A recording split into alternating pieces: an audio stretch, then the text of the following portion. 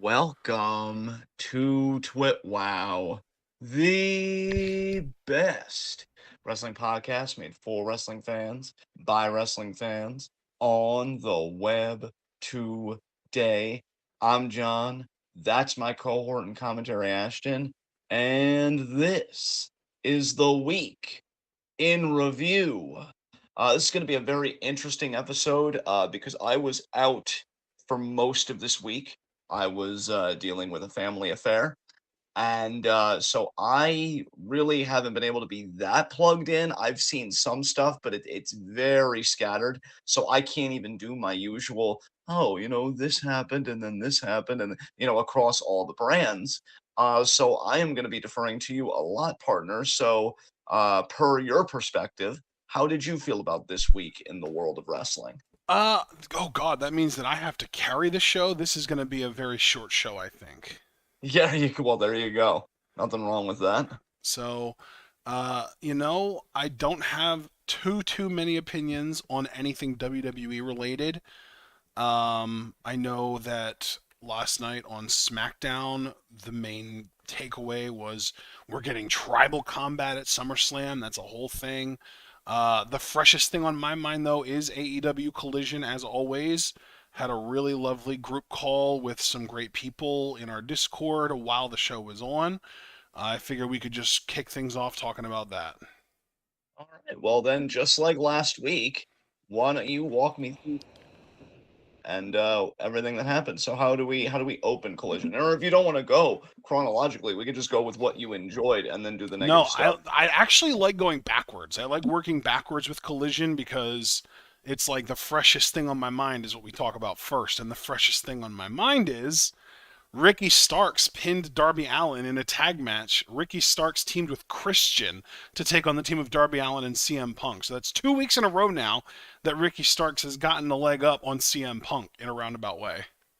Yeah, that's very interesting. And does it seem like with the way he kind of conducted himself in the match that he is a heel, you think? Or is it more Not. just It's hard to say. It's weird because he did team up with Christian, who is a very blatant heel, and CM Punk teamed up with Darby, who is a very blatant, beloved babyface. But if you just go by the crowd's reaction from the opening segment of the show, Ricky is a face and CM Punk is a heel. Yeah, I mean, well, I mean, we can't be too surprised by that. Because the opening segment of this show was an interview with Ricky Starks, and I think he was trying to heel it up, but in doing so, the crowd was just happy for him. like Yeah. he was like, the crowd was like chanting what's in the bag, and he was like, oh, there's nothing in the bag, I just wanted to bring it out and show it off because it's, I forget what designer brand it was, but it was like some kind of designer brand like Gucci or Fendi or something like that. And then he talked about how his shoes, I think his shoes were what was Gucci. I don't remember what the, I think his bag might have been a Louis bag, Louis Vuitton bag, Yeah. and his shoes were Gucci. Like he had like all these like designer things, and it's like him like trying to be like this braggadocious cocky heel, but the crowd is just cheering for him the whole time, like you deserve it. It's like they're Wow. just so behind him. And like, he even did the whole thing about how, like, say what you want about how I won last week. You can say I cheated, but I say that I did what I do every time, and I won at any cost necessary, and that whole thing. And the crowd cheered for that too. Like the crowd was super behind that. And then Punk came out and he got fucking booed out of the building. And he said, don't worry, Ricky, I'm not mad at you. I'm not here to rain on your parade. I'm more mad at myself than anyone. And then he brought up the fucking, he even did like the heel thing where he dunked on the local sports team because he was like, well, maybe if they cheated, the New Jersey Devils would have made it further than the first round of the playoffs because they were in Jersey. Yeah. So like he's even like taking shots at the local sports team, and this is like he's, I don't know, it's a weird dynamic. And then yeah, we had Christian and Luchasaurus show up, and then Darby Allin showed up, and it set up the tag match for later in the night. But yeah, it's a weird dynamic for sure. It's a really weird dynamic, but like it seems like they want Ricky to be a heel, but the crowd is just not accepting it at all. I mean, the most important question here that I'm shocked that I haven't asked, and I apologize for my unprofessionalism in this manner. Does Ricky still do the thing with the He face? does, yes. That's all that matters. He even Babyface did for it life. tonight to close the show, basically. Like at the top of the ramp after winning, he did it. So tortured. Such face. Perfection. All right. What happened after that? Well, I mean, again, working backwards, of course. But before that, we had Taya Valkyrie versus Sky Blue. Solid match. I got to hear Javaris talk about in our call about how Sky Blue makes wrestling Twitter overtly horny because she basically just wears a fucking thong to wrestle in at this point. Right. Taya did win though, thankfully, so that's nice. And she didn't even need what was it? It's what's the name of her Valhalla? is the name of her finisher just Valhalla? Yeah, I thought so. Or Okay. maybe it's something Valhalla, but I feel like Yeah. Valhalla She didn't is in even there. need that though. She just won with a curb stomp. All right. So it was nice to see. And then I think she at some point in this show she called out Britt Baker, so it seems like we're gonna be getting Taya versus Britt at some point in the future, in the near future even. Right. We Okay. Well, also yeah. got the announcement on the show that we're going to be getting Buddy Matthews one-on-one with Andrade again. Only this time it'll be in a ladder match. What's hanging above the ring? I think it's going to be Andrade's mask. Interesting. Interesting. Yeah. You know, I did see one AEW clip with Buddy Matthews beating the hell out of Max Caster because he was about to do a line about Dominic Mysterio and Rhea Ripley. And Buddy just made a beeline for him and kneed him in the That was face. tonight. So, That literally yeah. happened tonight. Yeah.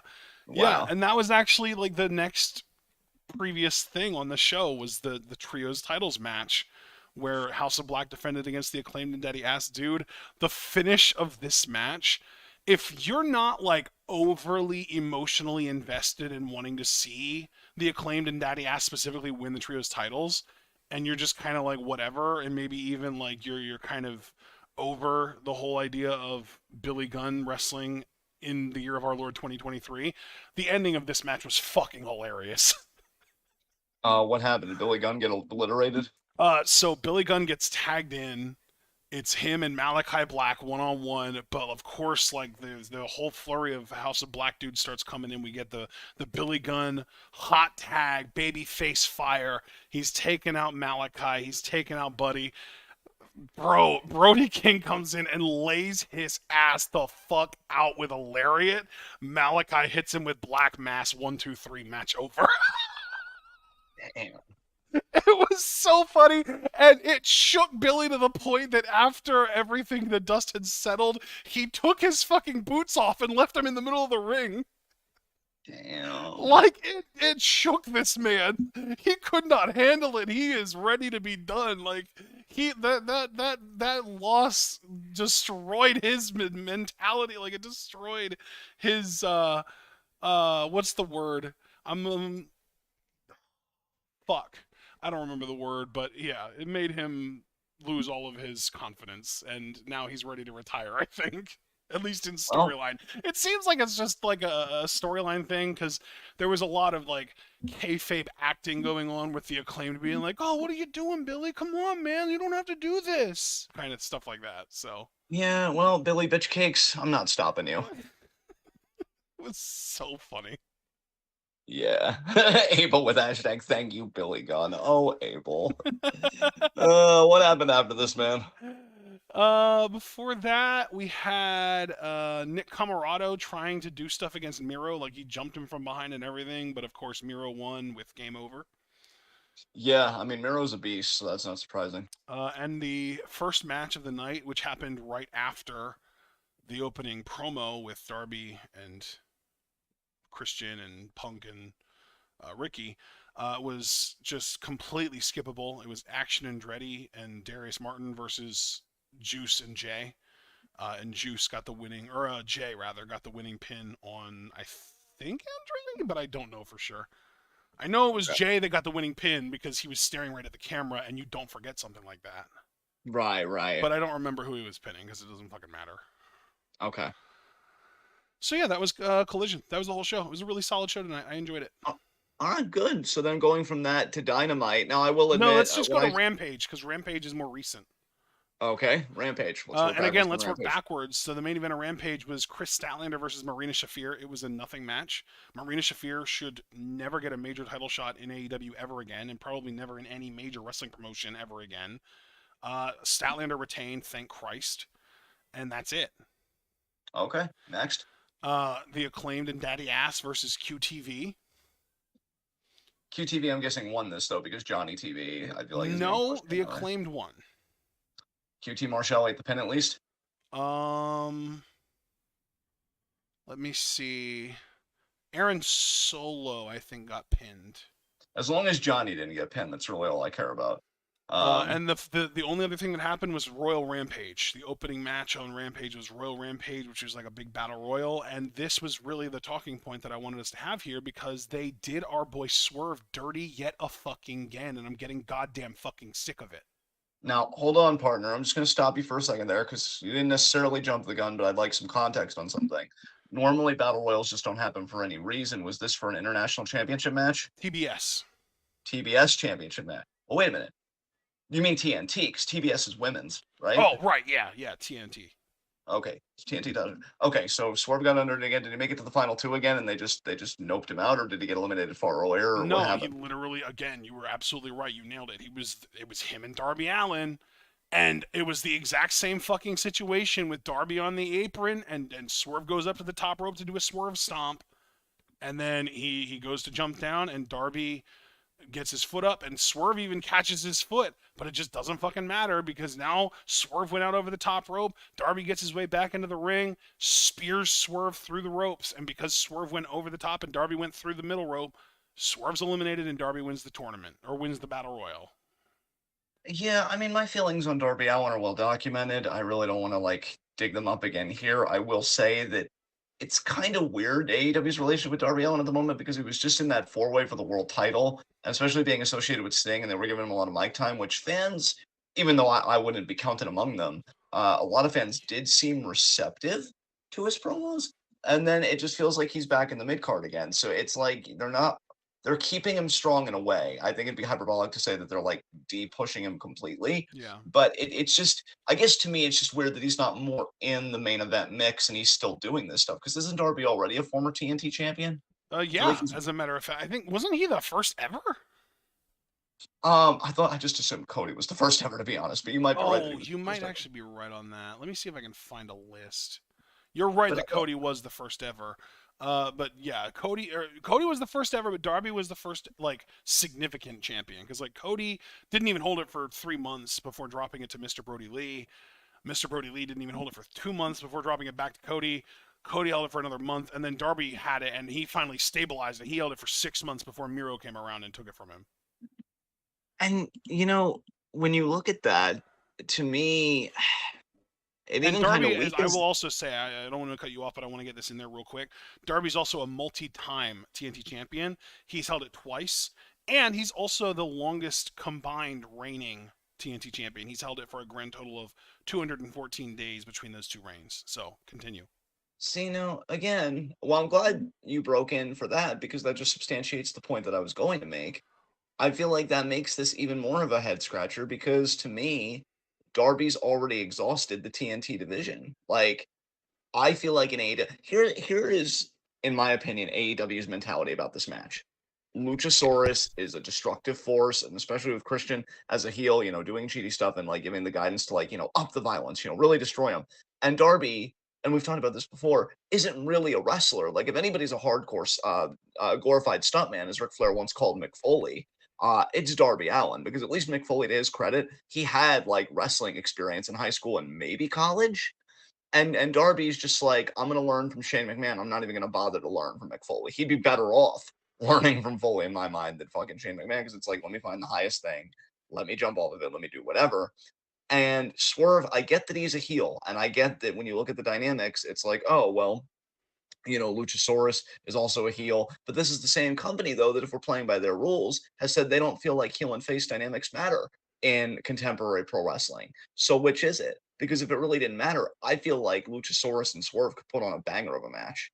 But with their contrasting styles and everything and how Swerve moves, I think that would be a great. match for TV, like on a Dynamite or even a Rampage, because God knows talent like this don't really get treated as they deserve. And yeah, Swerve just gets passed over again. Again, something that we've talked about extensively. I don't really know if there's anything new to say there. It's just, to me, ultimately, it's less I'm angry because I've run out of energy to be angry with this company. Yeah. And it's more I'm just kind of perplexed, like who does this decision ultimately benefit? Because I don't see who comes out ahead on this. So with that said, unless you have anything you want to add, you can tell me what happened next. Okay, well, next, I mean, that was all of Rampage, so I guess we can talk about Dynamite, right? Yeah, and I'll tell you, the only thing, and I apologize to Javaris in advance if he's still here because I did not watch the clip, the YouTube clip of Blood and Guts with Ibushi. Javaris gave me a glowing report though of Ibushi's performance. I asked him honestly to assess Ibushi in his mind, like what percentage he was at. I was asking him about Ibushi as if Ibushi was Orton's shoulder, I'm and curious what Javaris said because I have a number in my mind. he said 90%. He Okay, said so he's being a little more generous than me. I would have said 80. Interesting. Because yeah, he did note that there were a couple spots seemingly messed up by Ibushi, but that what he was able to do looked great. So that was interesting to me. But before we even touch Blood and Guts, I just wanted to make that aside because I wasn't able to watch it. Right. The one thing I did watch was the one thing that I'm begrudgingly liking on AEW, Better Than You, Bebe, beating Daniel Garcia and Sammy Guevara, as Javaris likes to say. Bitch And ass Sammy Guevara. You can't make bitch it up. ass Sammy Guevara. Yeah, again, I don't want to go on the whole tangent that I did last week, because I think that'd be rather tedious. But I got to give them credit for the moment. I mean, you can only judge the present, right? It's super over. I have Yeah. never heard a double clothesline get a pop like that one did on Wednesday. I just, I got to be honest. It was impressive. And they get the win. I still, though, it's hard, man, because you can tell, and again, this is just my opinion. Maybe when you get the floor, you'll disagree with me, and that's fine. You can tell that AEW wants to add complexity to this. But again, as we already said, and You I don't want think? to reprise too long, I do only because if you look at the one moment, Cole does stare at the AEW world title, Right. and then MJF does get a bit sensitive about it. So to me, it's like, oh, is it just Max being Max? Which, let's Yeah. be fair, it probably 100% Yeah, is I because that was saw that what. as like the first sign of dissension between them. Yeah. And I think where they want the complexity is, who is going to truly dissent first, right?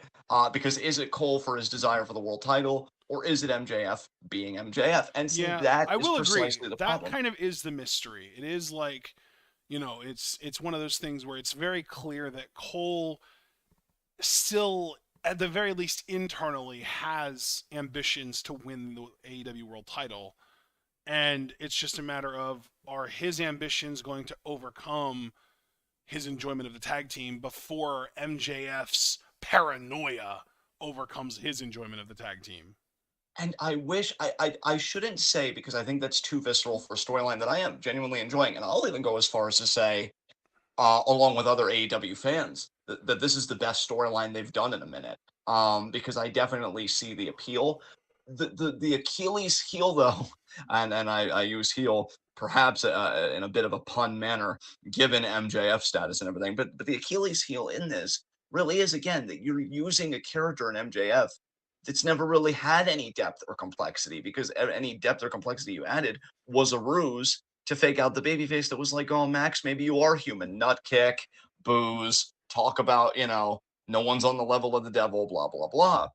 Um, but I do like this team. I do like the potential of this story. And hell, AEW again, trying to fake us out a little bit because you got Max seemingly really invested in this team. So much so that he did a tope suicida that I'll admit looked pretty damn good from where I sat. And he's going You to know, be invested until Adam starts showing a little more interest in trying to go after that world title. That'll be the breaking point for Max. and then for Max, it's gonna be, oh, he betrayed me by checks notes being a competitor and wanting to be the best in the industry. But of course, for Max, it's gonna be a sob story about I never had friends and I let Adam Cole in and he was the first most real friend I ever had, but he wasn't my friend at all because blah blah blah. And I guess that's fine, but you're doing that story at the worst time when this dude has already told us to go fuck ourselves like 5 times prior. Yeah. And it's like, the pity wells kind of bottomed out.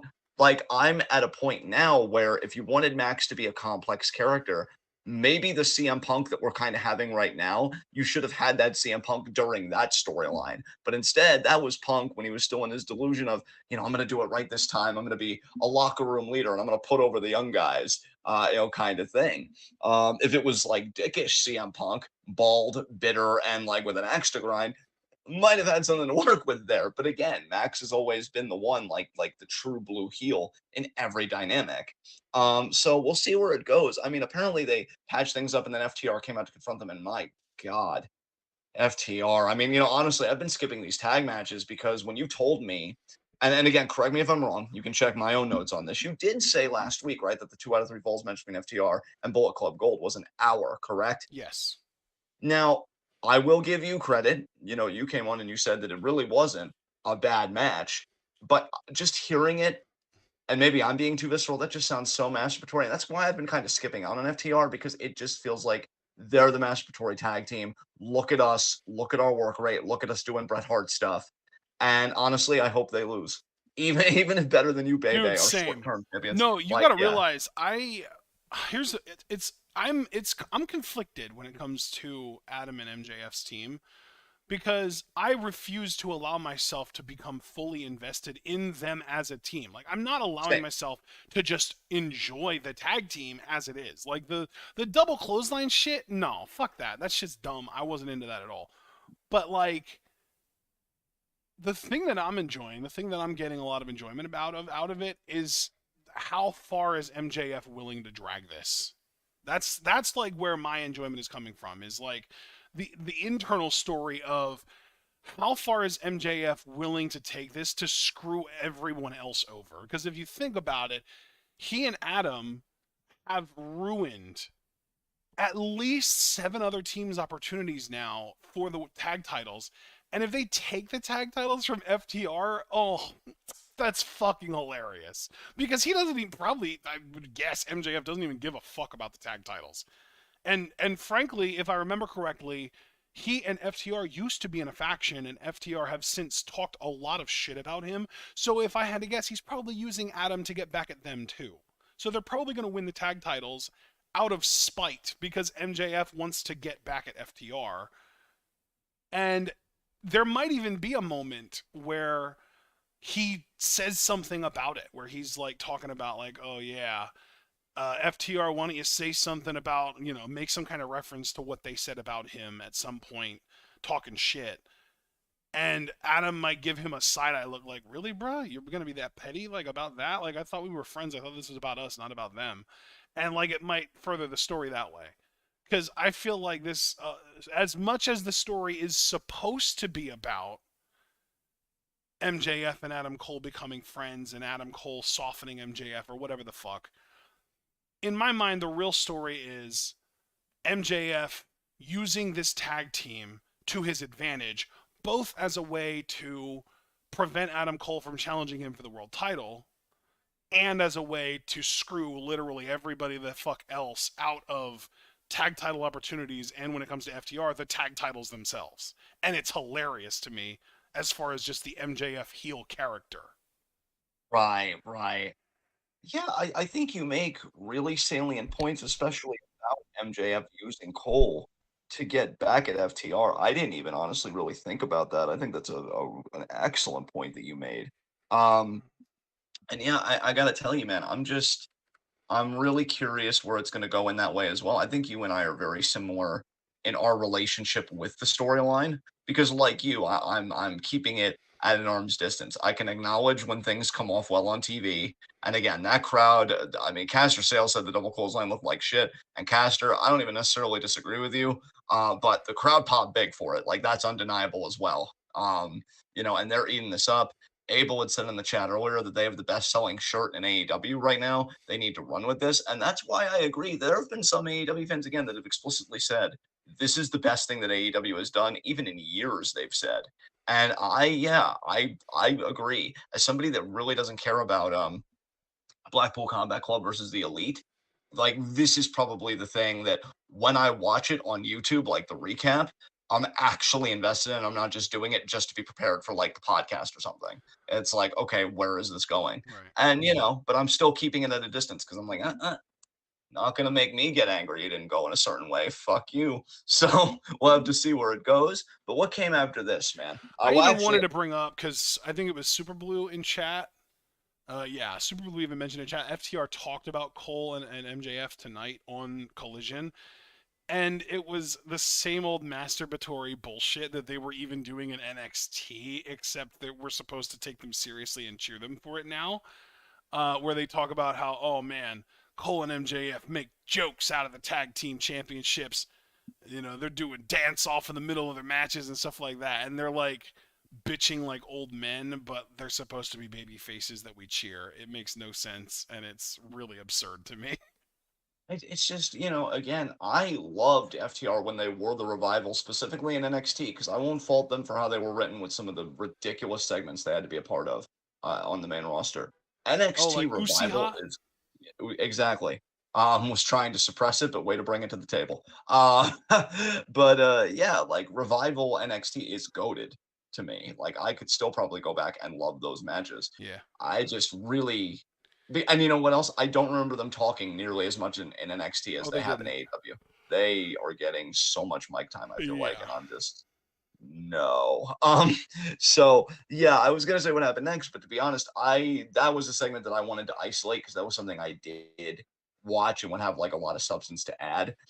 So if you want to go to like a different spot or just still work backwards on that point, You know what? what Since else would this you like is to the talk about? last AEW content that we're going to be covering on this show, well, let's work our way up from like least important to most important. Sure. Britt Baker, literally the only women featured on the entire episode, the entire 2-hour episode of Dynamite. Britt Baker squashed a woman named Kayla Sparks. Okay. I looked up Weird. Kayla Yeah. Sparks on Cage Match the night that this match happened, and she debuted, I think, in like the early 2000s, like 02, 03. So you'd think like, oh wow, she's like this veteran with a ton of experience. Under 100 matches under her belt. Wow. Okay. So All right. Britt Yeah. beat her in probably about 3 minutes tops, and that was the end of the women's wrestling for the night. And that was the second match. The first match on the show was Hook losing the FTW championship to Jack Perry. Were you aware, by the way? This is hilarious. Were you aware that Jack Perry's new entrance theme is Beethoven's fourth or fifth? Uh, It's his fifth. It's Beethoven's fifth. Actually, I was because I did see the clip of this match, and I'm gonna be honest, I was so bored by how slow it seemed for like parts of it. I skipped to the end and I saw like how he cheated to beat Hook, Yeah. and then I heard the theme play, and I'm like, so this is gonna dovetail into like more of a rock there or like something, right? Because he had more like HBK vibes to me, and I'm like, what? This theme does not match up with the gimmick to me at all, unless I'm missing something. No, Anybody it's want to correct me so on that? bad. It's so bad. Yeah, like he came out and he cuts this heel promo in a leather jacket and glasses again, like 90s HBK vibes, or if you prefer, Hollywood Rock. Wish.com Deuce and Domino vibes. Yeah, yeah. And then his theme is classical music, and it's Yeah. just like, yeah, it It's doesn't. like he's trying to be Hollywood Rock and Walter at the same time. Like what? Yeah. Foster said he should have come out to the upbeat disco version. Yeah, that probably would have made more sense, honestly, than this shit. Oh my So god, he should have come out to the fucking Robin Thicke version. Robin Thicke's one song that he did, the oh god, what is the name of that song? I think Get You Alone, Can I Get You Alone or something like that. He sampled Beethoven's Fifth for a pop song. It should have been that. that actually sounds pretty creative. I'm low key wanting to check that out, honestly. But regardless, um, so Hook, this is his first singles loss too, right? Like I feel like I that should have been think a so, big yeah, you deal. might be right, yeah. Like, yeah, because he had the whole streak going. I mean, every Hook match that I've seen, whether on YouTube or like when we were with AEW, like covering it actively, he always won. So this should have been a much bigger deal. This didn't main event Dynamite, did it? It opened. See, see. Okay, I can't get too By mad the way, about I it. want to correct you since you said this was his first singles loss. This was his first loss, period. Okay, well, once again, a correction substantiates, well, potentially substantiates where I want to go with this. Like, this is what I mean when AEW, they talk about pillars and this and that. I notice they say a lot, but they do little. Because to me, you have this guy in Hulk who is genuinely over. Great look, badass theme. You got Taz on commentary, his dad, so you've got that element.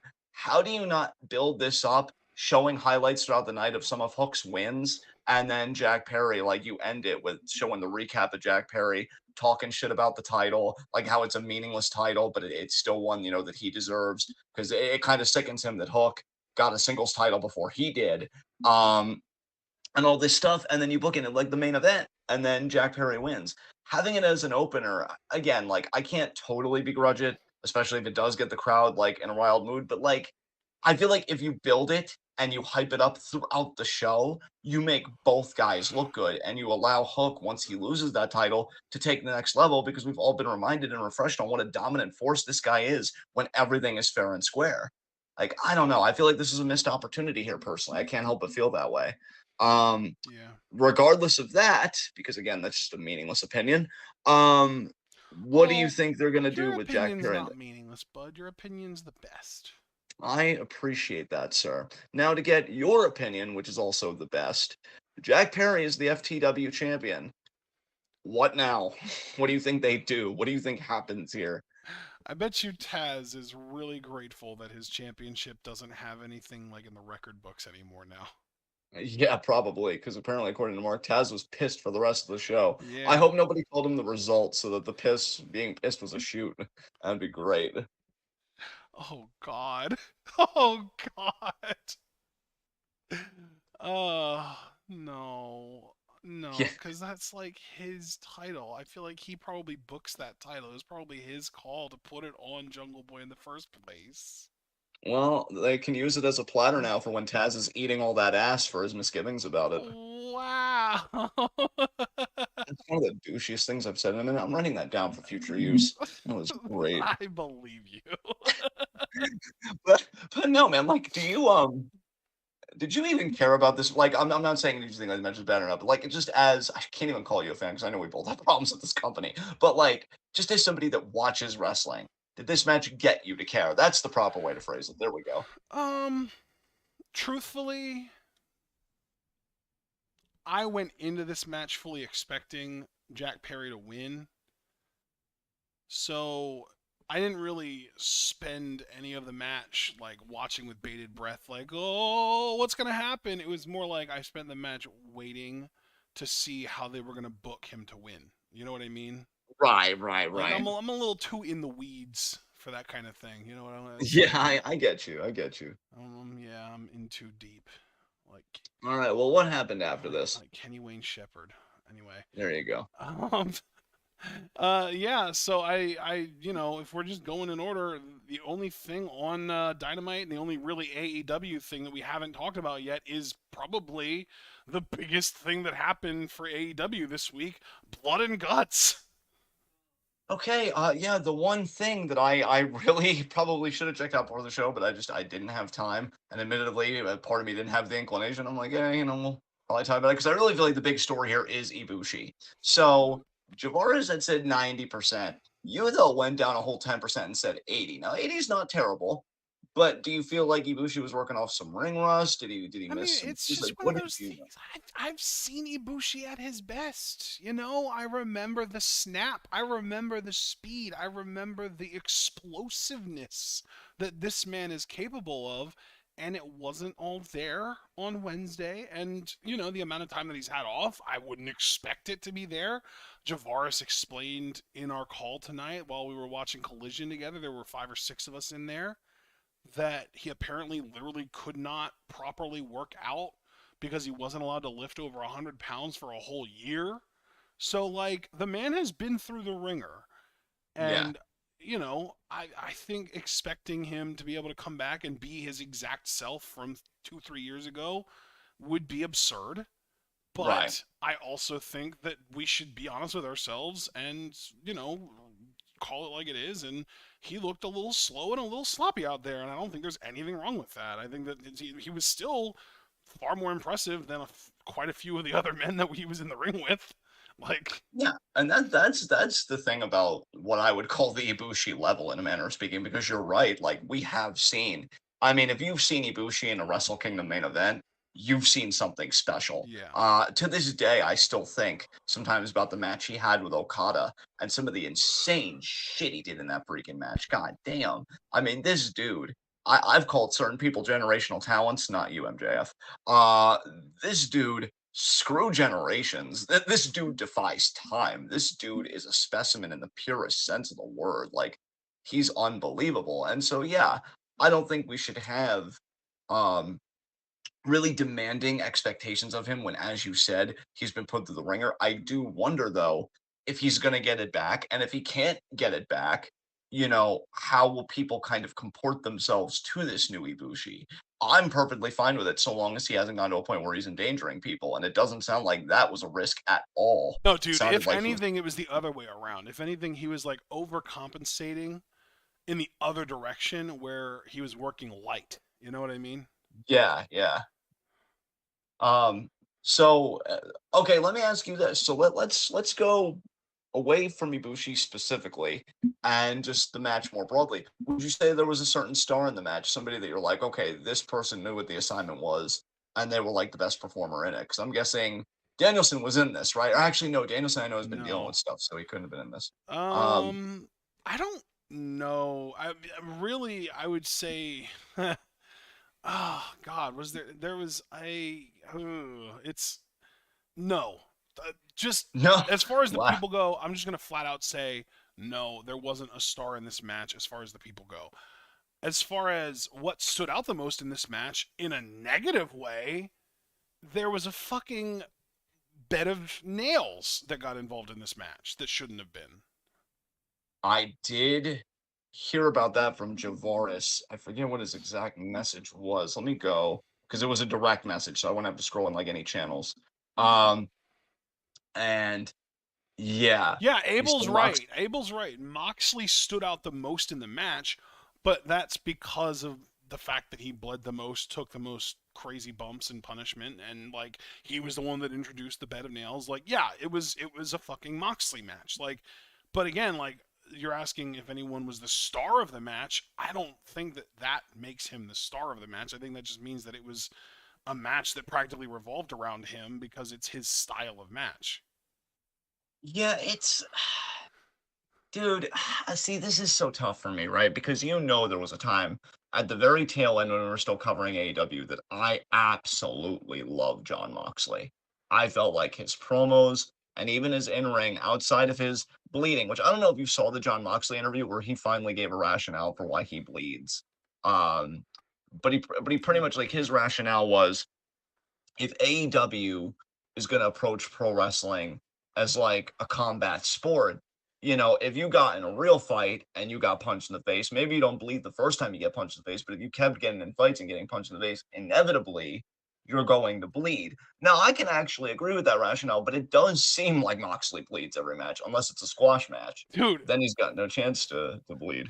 there was a moment in this match where Moxley, I think he like scoop slammed Kenny Omega onto the bed of nails. And then Ibushi was the last entrant in the match, and it was like the countdown happened, and he came out, and literally during Ibushi's entrance, I think that while Kenny was just laying on the bed of nails and Moxley was like staring at Ibushi, waiting for him to come down, the camera cut to Ibushi, and when it cut back to Moxley, he started bleeding more for some reason. Like it was complete nonsense. I get, and that's the problem. Like, I can appreciate Mox's philosophy of blood in pro wrestling. I get that. And really, we could just say his philosophy of pro wrestling more broadly, because again, he's looking at it like, okay, well, if we want people to believe that's real, if we want to, enforce and strengthen that suspension of disbelief, we've got to think, how many times can he get punched in the face without bleeding? Again, to use like his words. But he's made bleeding into a meme. And I didn't even think that was possible. Again, Stardom did bleeding recently, and they might have even done it again. We don't know because we are behind a few shows. But in that big cage match, Queen's Quest versus Oedo Tai, and we both popped for the blood in the sense that like it had an emotional context. It was Yeah. believable because of the steel cage and because of the people that drew the blood in Oedo Tai. We know how vicious they are. And so I wasn't even thinking about it as wrestling as a combat sport. This really was to me wrestling again as theater. And theater, if we know Shakespeare and everything else, sometimes blood is less like a consequence of a fight and more just a dramatic device. Yeah. And more, I feel like was employed effectively in that case. So this is why I always go with like wrestling as theater. Even New Japan, which you could say is the closest to being like combat sport in an authentic way, especially when you get wrestlers like Suzuki and Ishii. I still feel like there's that element of theater and drama in it. But Moxley, I think Well, in a he's New Japan, closed fist punches are banned. exactly. So Moxley, like I can be sympathetic, but when you don't even live that philosophy too well and you've gone and you've turned blood into a goddamn meme, I what do mean, you dude, expect me to say to that? you know how they say that the death and return of Superman killed the entire concept of death in comic books? Yeah, Moxley has killed the concept of blood in wrestling. I agree. I don't think that's hyperbolic at all. I don't think it's out of pocket at all. I think that's again when I go as far as to say he's made blood into a meme, like or he's made bleeding in a match a meme. Yeah. Yeah, he's killed it because I wouldn't be surprised, dude, if he keeps this up. Now maybe this is hyperbole on my part. If he keeps this up, I wouldn't be surprised if there is blood from other performers and other promotions, and fans would just go, oh, they're pulling a Moxley, or oh, they don't bleed as much as Moxley. Like I don't like what he's doing with that concept. I I am was fine without blood. grateful to know that, like, certain other companies, like in our case, Stardom, who are more reserved and who don't do bleeding often or really ever at all, can still get a reaction out of us when they do. Well, dude, think about when they've used it, not just Utami against Oedo Tai, but when Julia busted up Tam. And that Oh was yeah. serious because they genuinely hate each other. Like I saw that and I'm like, that's how far Julia's willing to go. She hates her so much, she'll take every drop of blood from her because maybe then Tam will stop.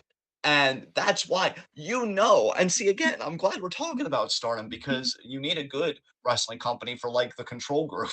Um, because that feud was so well done, and I act like it's over, but it's never over between Julie and Tam.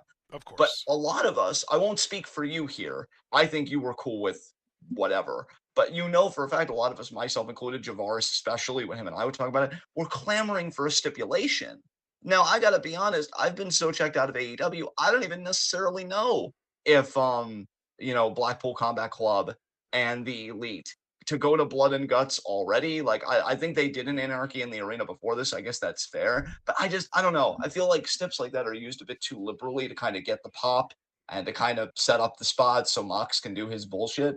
And yeah, like to go from a guy that I really loved and respected, and I still do have respect for him on a personal level for the things that he's overcome in his life.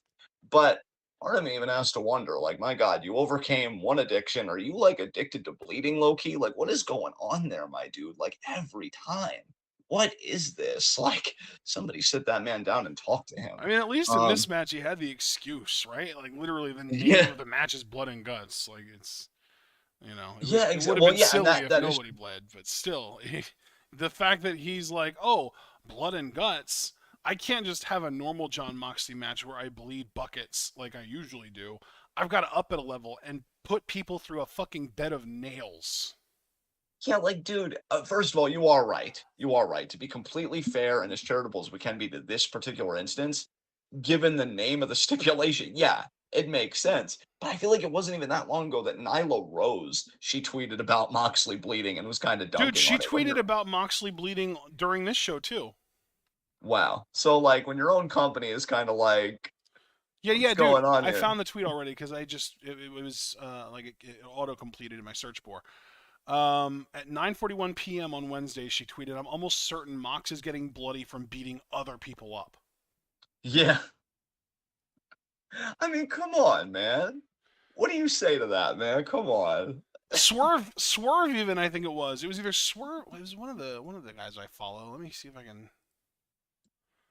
It was Lee Moriarty. Lee Moriarty even quote tweeted her and said he slammed Kenny on the bed of nails, and when the camera cut back to him after Kota's entrance, somehow Mox was more bloody. That's exactly what I was just talking about with you. And yeah, he said that he's different. Yeah, like yeah, that's it was absurd.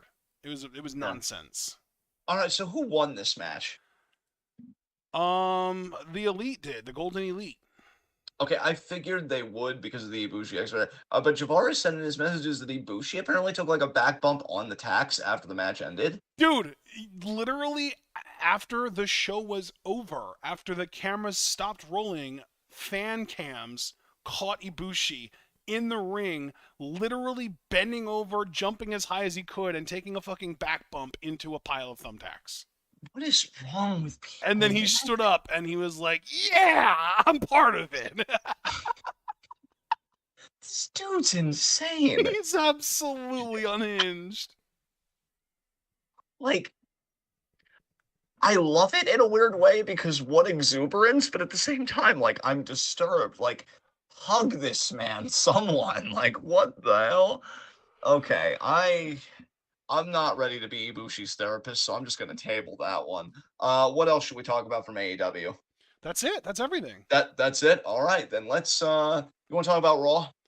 Let's talk about Raw. Again, I saw a little bit from this. I will say, God, we need to talk about Finn Balor real quick, and not even necessarily Oh? in the context of what he's doing right now with Judgment Day. Okay. I just really, I love this dude. I do, because Oh. like, even though we're a bit confused about what's going on here, I saw the sit down that he did with Seth. That was really good to me, Okay. because like, I haven't forgotten when Seth was a dick, right? And I'm really glad that Finn hasn't forgotten it. And in my opinion, I get if you're rooting for Seth. Seth is so over right now, and genuinely, I'm happy for the dude. Yeah, low key, definitely a bootlicker that would stop a wrestling union, I'm sure. But he's good at what he does, and I'm sure he's immensely happy to be one of the guys in this company right now. But yeah, again, continuity matters, and I love that WWE's been leaning into that more. You know, their magnum opus with that is the Bloodline story, which we'll get to. Yeah. But the idea that they're not afraid to talk about times when Seth was absolutely a dick. And yeah, You mean I like the feel time like he threatened to break Edge's neck? yeah, that was great. But yeah, I mean, I feel like it adds. Hey man, you know what I'm about. I feel That's why like it I'm laughing. adds. I feel like it adds necessary complexity to yeah, and Foster even said, in all honesty, even as a face, Seth is still kind of a dick. And I feel like Finn is kind of an MJF character done right because, like, this dude has a legitimate axe to grind. And even if he's doing it by heelish means, I do still kind of sympathize with him to the point where if he does win at SummerSlam and Priest cashes in on him, which we'll be talking about that more substantively and more seriously when it comes time for SummerSlam preview and predictions, I could even understand why he'd want to, implode the faction and be like, man, I finally got it. First an act of God took the Universal title from me with Roman Reigns. And before that, I got injured when I actually became the inaugural Universal Champion. And, then you cost me a Money in the Bank, or at least that's what my anger tells me. And now this, it's like this dude, in the words of Javaris, keeps getting hoed. And like, sooner or later, you just get kind of tired of it, honestly. So yeah, I really did want to praise Finn just as a performer in general. Even if we're kind of perplexed, like what even is his character right now? Is he the heel? Is he the face? Because I don't know. I think even the idea that we're kind of questioning that, maybe it's just natural human complexity. I feel like he's having very human responses to things happening to him. And the idea that he's like obsessed, because I would agree with people that say he's obsessed with beating Seth Rollins. It's an obsession that I think is very well founded, and I can appreciate that. So yeah, this sit down segment was really good. Although I will say, Seth kind of looked like a punk for how he just got taken aback like immediately after Finn leaves. And he was like, "Okay, Byron, do you want to finish up?" And then kick right to the chest. I was like, "Come on, Seth, you really didn't keep your eye on the ball like that whole time. You're just like, oh, looks like Finn's gone, and whatever." But yeah, I enjoyed it.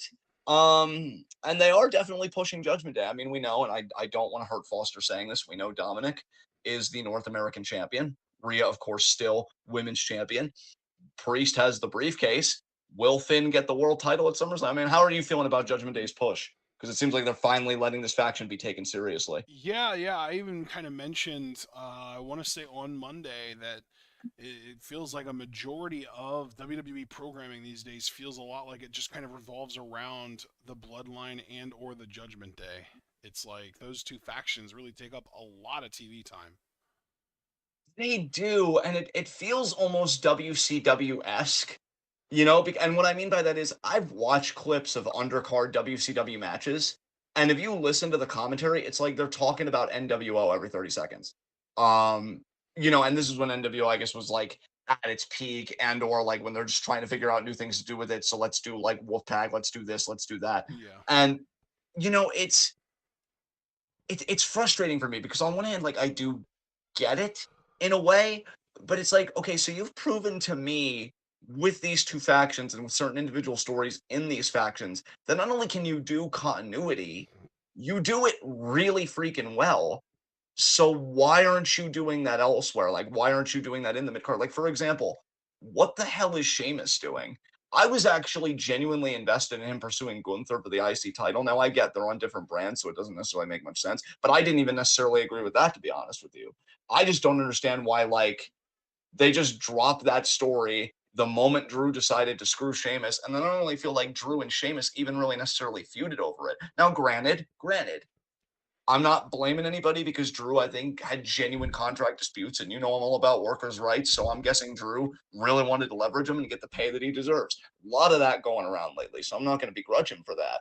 But I actually heard now that Drew's contract situation is not changed. He's still like his contract is still running out relatively soon. They haven't given him a new one yet.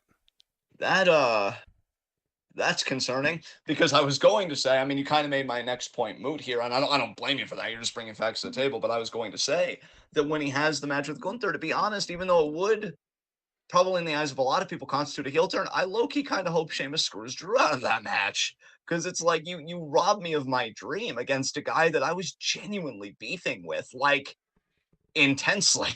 Because they did the match in Cardiff, and then they did the fucking Extreme Rules match where it was like the something brawl, Belfast brawl maybe or something like that. And all this stuff. And then before that, they had a rematch on SmackDown, and Gunther, in a rare instance of cheating, used a shillelagh to beat Sheamus. So they do this whole story where it really is looking like Sheamus has got his number. He's just got to put everything together. And then Drew just comes in and like all of that deflates. So to circle back to the main point we're talking about, you do continuity and you build up so well. Bloodline, like Jey Uso is never going to be the same after this. In fact, good luck trying to make him purely a tag team guy again after this, because I think he's done so well and fans are so behind him that if he does lose to Roman at SummerSlam, I don't think that's going to be the end of it to fans' minds. They're like, no, you don't just get to put him back with Jimmy Uso and then we're just going to be happy that they win the tag titles again. Do something with him. That's how great of a job they've done. Dominic, whether we like it or not, or like him or not, still getting massive heel heat. And even though I like Wesley, and god damn it, I wanted Ali to get that rub, he's now the North American champion, and that probably gives good shine on that title because now it's going to be on NXT and on Raw and on SmackDown. So good for that title, I guess, in that way. Um, so it's like give other people that, spread that love around. I don't know. I just feel like it's way too concentrated right now with these two entities. Like use continuity, use these things that you've clearly mastered in the mid card, tell interesting mid card stories, bring other stuff back up, elevate some people. I don't know. I just feel like it's too concentrated right now. It's concerning. But I guess beyond that, do you have anything you want to add? No, I don't. Not with the Judgment Day stuff or any of the NXT related, the North American title and all that stuff. Right, because I think that was like the biggest thing to happen on NXT seemingly was Dominic winning the title. So to keep it on Raw though, before we might touch further on NXT, what else? I'm gonna ask, since you probably saw it, and again, the week that I had, and I didn't have time, obviously, to watch Raw clips even Monday night because I know we were kind of doing our own stuff before I left. Did they do anything more with Ricochet and Logan Paul? Because I actually liked the first segment they did, and I'm wondering how they're kind of building on that. No, I think we just had like a recap and maybe like an interview or something. Interesting. I Okay. think we're gonna get more development on that this coming episode of Raw. Yeah. Okay. All right. Well, we'll just see what happens. Not really much we can do with that. Is there anything you can think to talk about, man, when it comes to Raw? We have new women's tag champs. That's right. Didn't Chelsea and Sonya win them? Yes, they did. Yeah, kind of weird that Raquel and Liv's reign ended seemingly so quickly, but it really does seem like they're building for Raquel Rhea at SummerSlam. So they probably wanted to It free Raquel up. does. Yeah, it does. And part of me kind of wonders like how that's going to be handled as far as like is Liv going to cost Raquel that match out of spite? Um, okay, well let's just back up. Do you have like, or is that just pure conjecture on your part, or do you feel like there was a way they lost the titles that kind of grounds your kind of belief that that is on the table? Well, this literally their entire title reign, Raquel has been in like a weird like subtweet level type feud with Rhea. And their title reign was cut really short and Liv has nothing to do and we're assuming that Raquel is going to challenge Rhea for the title. So wouldn't it make sense for the Liv Morgan character to maybe feel a little embittered by the fact that her tag partner is more concerned about going after a singles title than being a tag team champion with her? That is a fair point. Javaris said it. Liv apparently got re-injured during the Titanal match. That sucks, man. God damn. Um, Seriously? According to Javaris, I don't know where Javaris heard that from. If like Liv tweeted about it or something, I don't know. But yeah, that really sucks for Liv because she's a really beloved performer that I still don't feel like WWE is fully capitalized on for my liking. Um, but yeah, I mean, I could definitely see your point, man. And I guess we're just gonna have to see how WWE treats it. I, for one, don't get out of bed for Raquel versus Rhea at SummerSlam. But yeah, I had to figure the I match mean, to was be fair, we probably don't. I inevitable. don't think either one of us really gets out of bed for anything involving Raquel. That's fair and true. Um, Rhea, I think I will say this. I love how Rhea carries herself as champion. She's the closest thing that WWE has to like a Jamie Hayter on their roster in my mind. Yeah, I think she takes being the champion very seriously. She's so committed to her character. She's great at being the support for Dom at ringside because I even saw Dom retain the title on Friday against Butch, excuse me, which we'll maybe touch on that again later. But yeah, she did some great stuff there, and yeah, I don't know. I really, really like her, and I only say that because I think whenever Raquel's in a big spot, we should always be a bit worried that this is the time that they're going to pull the trigger. And I hope it's not because I really think Rhea should have a long reign. I would not bat an eye, honestly, if she walked into the next WrestleMania as women's champion. I think she's that good. yeah. So, yeah, just my feelings on that.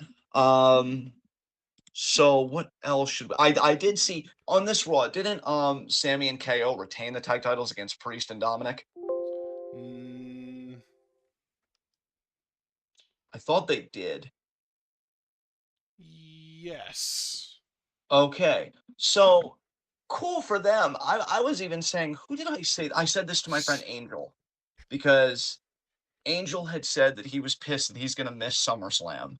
And he was talking about, Jay and Roman, and how he really, wanted to see that match live and how, what a great job they've done in this and that. But that, in his opinion, Jay wasn't going to win. And then in his mind, it needed to be Cody. And we debated that a little bit. But one thing that I had said for my part was I could still believe Sammy doing it because it's amazing that like him and Kevin have cooled down a little bit despite being the tag champions because the tag division doesn't feel as important, at least to me, since the Usos dropped it. I think Sammy and Kevin, when they go out there, they're doing amazing work. Yeah. It's just I feel like the company with where they're put on the card and everything, it's like, you could argue maybe that it does because they did main event Raw. I feel like wasn't this the main event? I thought them retaining the tag titles was this like in the middle of the show. I'm curious where this was placed. It was the main Um, event. It was the main event. it was the main event. So yeah, you could make the argument that maybe I'm being a bit harsh there. But it just, I guess to me, it just doesn't come off as feeling as important as when the Usos held them again because it was part of the bloodline. To go back to the more central point that we made. But I feel Sammy is like still Sammy, ridiculous going Sammy over. and Kevin have main evented quite a few Raws defending the tag titles, or even just being in random tag matches. Even like 6-man tag matches. I feel like they've main evented quite a few Raws. Yeah, yeah. So that's good at least. That's good. And really, my big thing is I just love to see how over Sammy still is, Yeah. despite He them, pinned Dom, being by this the way. making. Yeah, and you know that's always gonna get a pop from people because people freaking hate Dominic Mysterio. Um, so yeah, good for them to retain. I do wonder if Sami and Kevin will ever like feud again, like even this year. And the catalyst could just be how popular Sammy is. Because it's not that Kevin doesn't get cheers. Like I have heard like KO chants, but dude, the difference between his overness and Sammy's overness, it's night and day, bro. Like Sammy has got this on lock right now. I feel like it's insane, honestly. Um, so yeah, that's what happened there. Anything else to talk about from Raw? Well, we did have, I think, some development with the Shayna Ronda shit. Oh yeah, I actually I heard a little bit about this because didn't Shayna like cut a promo? I know Shayna beat Nikki Cross in a match that didn't last very long, and then Ronda showed up in a VIP box with a mic and basically bagged on Shayna and tried to make herself out to be the victim. Right, right. Okay. That's about all I can remember. Yeah, I'm looking forward to Shayna just crushing Ronda here, hopefully, if there's any justice in this world. And honestly, I would hope after beating Ronda, Shayna. See now this is the thing. I want Rhea to reign for a long time. But if Shayna was to come in, even at like a Rumble or preferably a Mania, because I feel like Rhea's a big enough star that she should drop the title and give a babyface a Mania moment. If Shayna would come in as this badass fucking babyface and say to Rhea, "You're not going to do to me what you've done to everybody else in this division," and ultimately beat her, I'd be cool with Shayna winning, honestly. I think her mic work is solid enough to be believable as champion. Obviously, she's got the Mac credentials. Like, yeah, if I'm comfortable with anybody being Rhea right now, Shayna's number one, far and away number one, actually. So I'm really hoping that's where they're going with this Shayna push right now. That it doesn't just stop at, oh look, I beat Ronda. Now let me go back to middling in the mid card. No, Yeah. let's go for that main event throw. Let's go for that jugular. Let's go for that championship because I've been ready for it. You know, so That was like the big official development here is that their match is now official for SummerSlam. right, So yeah. Ronda said, I'll do something for you that you could never do for yourself. Get you booked on SummerSlam. See you in the Motor City, bitch. Wow. Wow. That's really classic. Love work shoot stuff. That hasn't been done to death. Not at all. Anything else? More Becky Trish shit. God. You know, I hate feuds like this because nobody really gets elevated because Trish's career is already over. And I feel like Becky's wasting her bump card and the few like really active years she has left working with a legend when like I'd be cool with that if they were both kind of done their careers, but Becky still has quite a bit like in the tank that she wants to give. So like who's Yeah, I kind of wonder. I don't know. She seems to be kind of winding down herself, man, in my opinion. I mean maybe then that this isn't so offensive, but if that's the case, like if you're gonna tell me that Zoe Stark's getting any kind of rub from this, then it really just becomes a subjective complaint because I don't really like her. But I guess Same. beyond that, fair enough. Yeah, But that's kind of how I feel. yeah, like I don't know. I'm just kind of mad on this at this point. I mean, I liked what they did at Money in the Bank, oddly enough. I thought the women's match as a whole was great, and I was actually surprised some of the, bumps and stuff that Trish did, to her Oh, credit. yeah, there were stipulations that Trish had, by the way. Okay, so what are they? The first stip was in order for Trish to even agree to a match with Becky at SummerSlam, Becky has to beat Zoe Stark. Well, that's gonna happen. So The next. second one is when Zoe beats Becky, Becky has to get on her knees and thank Trish. Oh, okay. And the third stipulation is when Becky loses, she has to get "Thank you, Trish" tattooed across her chest. Okay, well, you already made it just absolutely ludicrous. We know this isn't happening. At least keep the steps in the bounds of believability. Like, oh, like I would have liked it if it's like if Zoe wins, we'll do the thank you Trish thing because that's believable that a babyface would be subjected to that kind of humiliation. I don't think that's too out of bounds. But then maybe the second step would be for our match SummerSlam, I get to pick what kind of match it is. Yeah. And then her being a heel, it could be like Zoe, a special guest referee, or me and Zoe in a handicap match. So you don't even get me one-on-one. Fuck you or whatever. Like to take it that far, it's like, come on, Trish. Where's the 2004 2005 heel Trish that I don't even think would be just that ridiculous. You're really showing your wrestling mom right now that you've been away from the ring for so long, and be like, wouldn't it just be hysterical if you got "Thank you Trish" tattooed? It's like, no, nobody finds that funny but you. You're taking me out of this storyline. Focus. Oh God. So did they on this same Raw? Did Becky and Zoe have that match, or is that like next week or whatever? Um, I think that's not either next week or just some other time. I don't know. I'd assume it's not. It didn't happen this week. Fair enough. All right. You know what did Anything happen else? this week though Yes. What happened? was the Alpha Academy versus the Viking Raiders in a Viking rules match.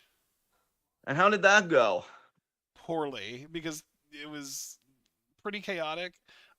Titus O'Neil being on commentary certainly didn't help, and the whole thing with like Maxine kind of starting to like get over on her own and starting to like learn how to wrestle and do some cool stuff didn't really pay off in the end because she really didn't do much in this match at all.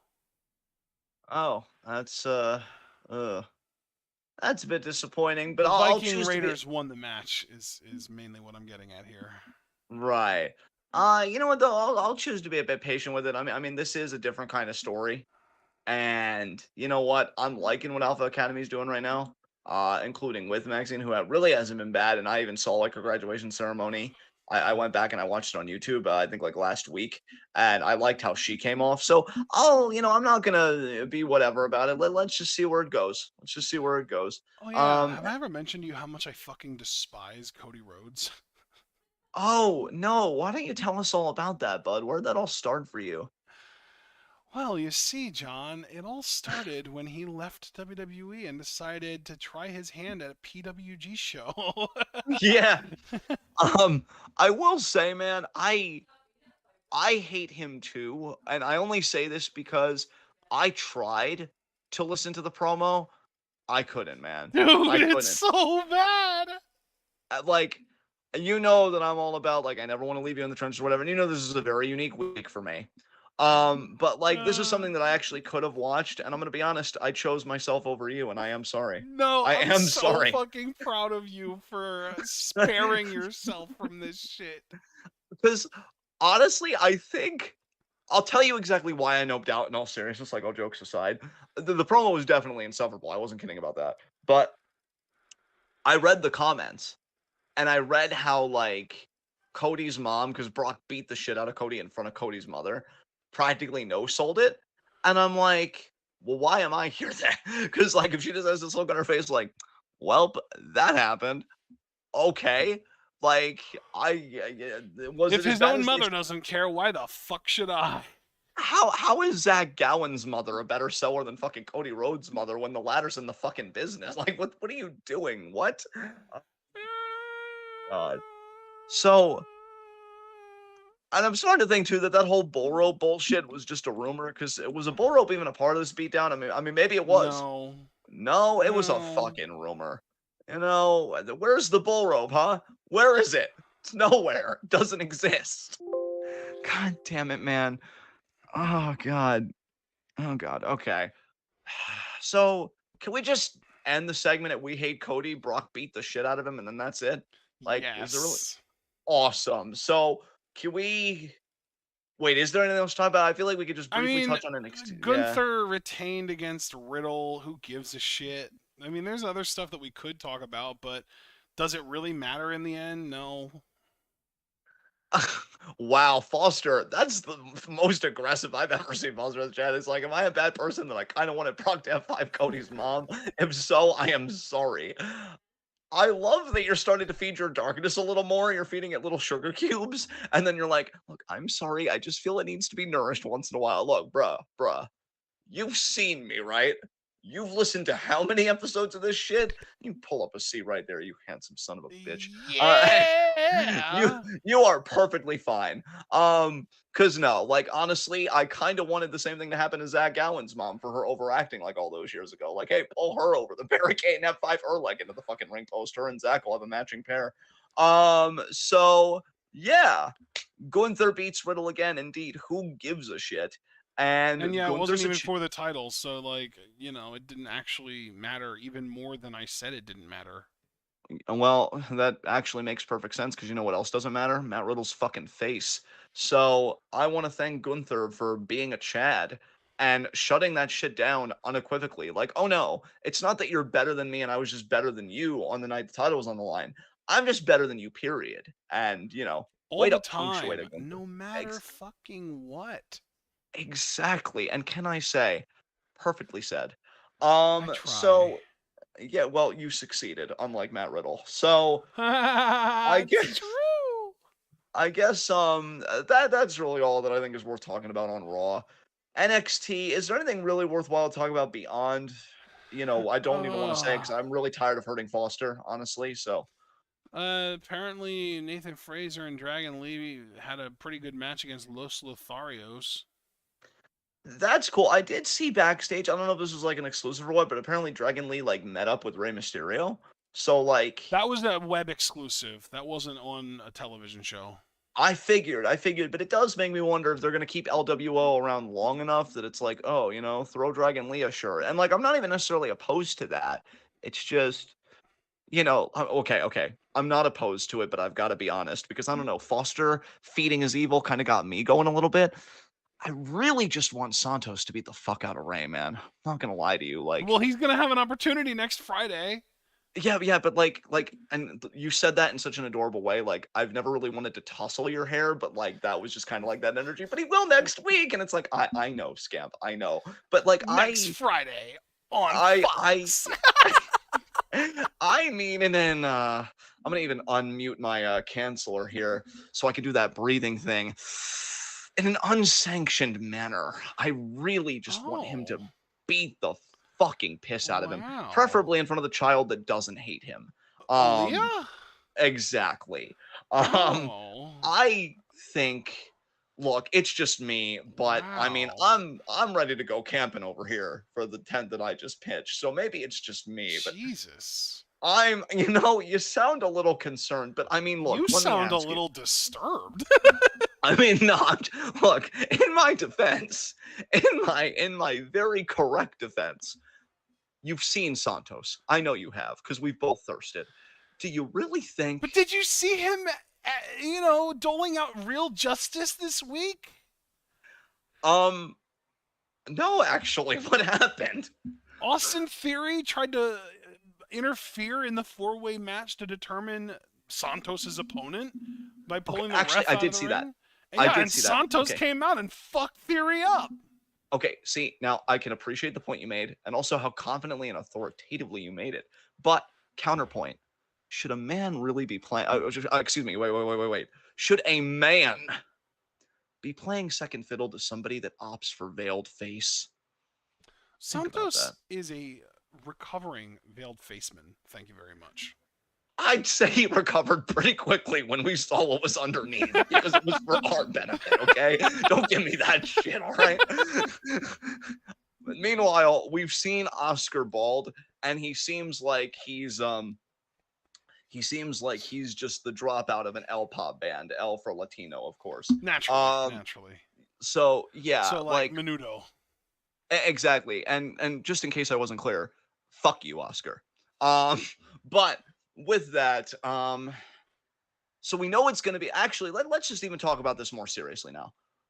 Ray wins. I know Super Blue wasn't happy about this because again, LA Knight, who again, to his credit or somebody's credit that put something in the punch bowl before every show, he is still incredibly over, right? I don't even know how I feel that LA Knight may not even have a big match at SummerSlam. Like, I personally don't care, but I know we try and talk about like what should be done in a company, and I feel like ignoring a whole throng of people, maybe not the best move. I still think like if you weren't going to give him the US title, um you should have just given him the Logan match, honestly, because I feel like people would be eating that up maybe more than they'd be eating up Ricochet, Logan Paul. But I don't know. We'll have to gauge fan interest when we get closer to SummerSlam. Um, but Ray Santos, you gotta go with like the fresher competitor, right? You gotta go with Santos because we've already seen Theory beat Ray. Because I remember Theory had a match with Ray in the lead up to Mania, and Dominic interfered and he cost him that match. I really don't need to see these guys run it back. I'd really rather see Santos versus Austin Theory for the title. Same. Yeah. Now here's the thing. I know you and I would rather see it because I'll always take any reason given to gaze at that handsome, unabated. But are they going to do it? So I'm going to ask you point blank. I don't know. I'm, part of me thinks they might actually do it. I hope you're right, man.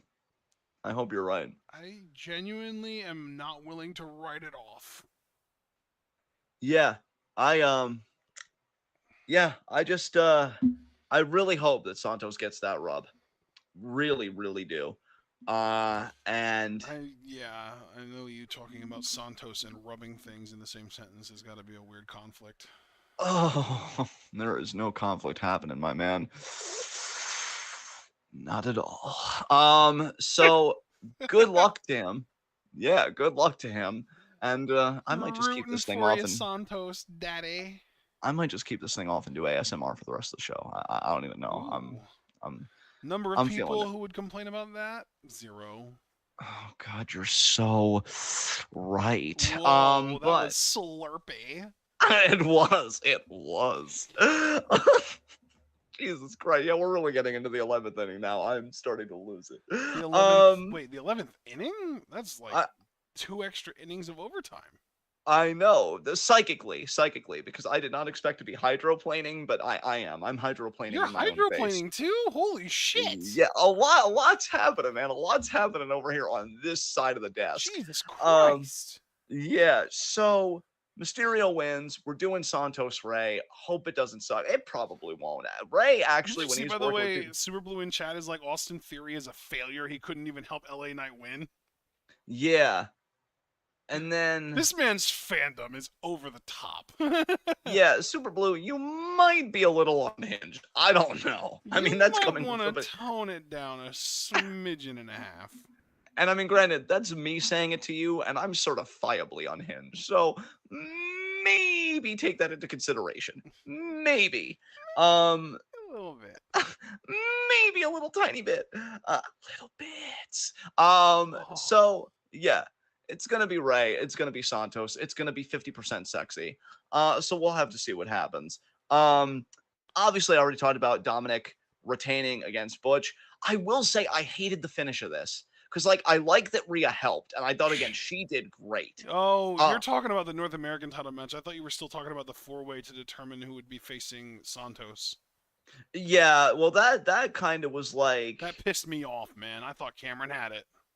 Dude...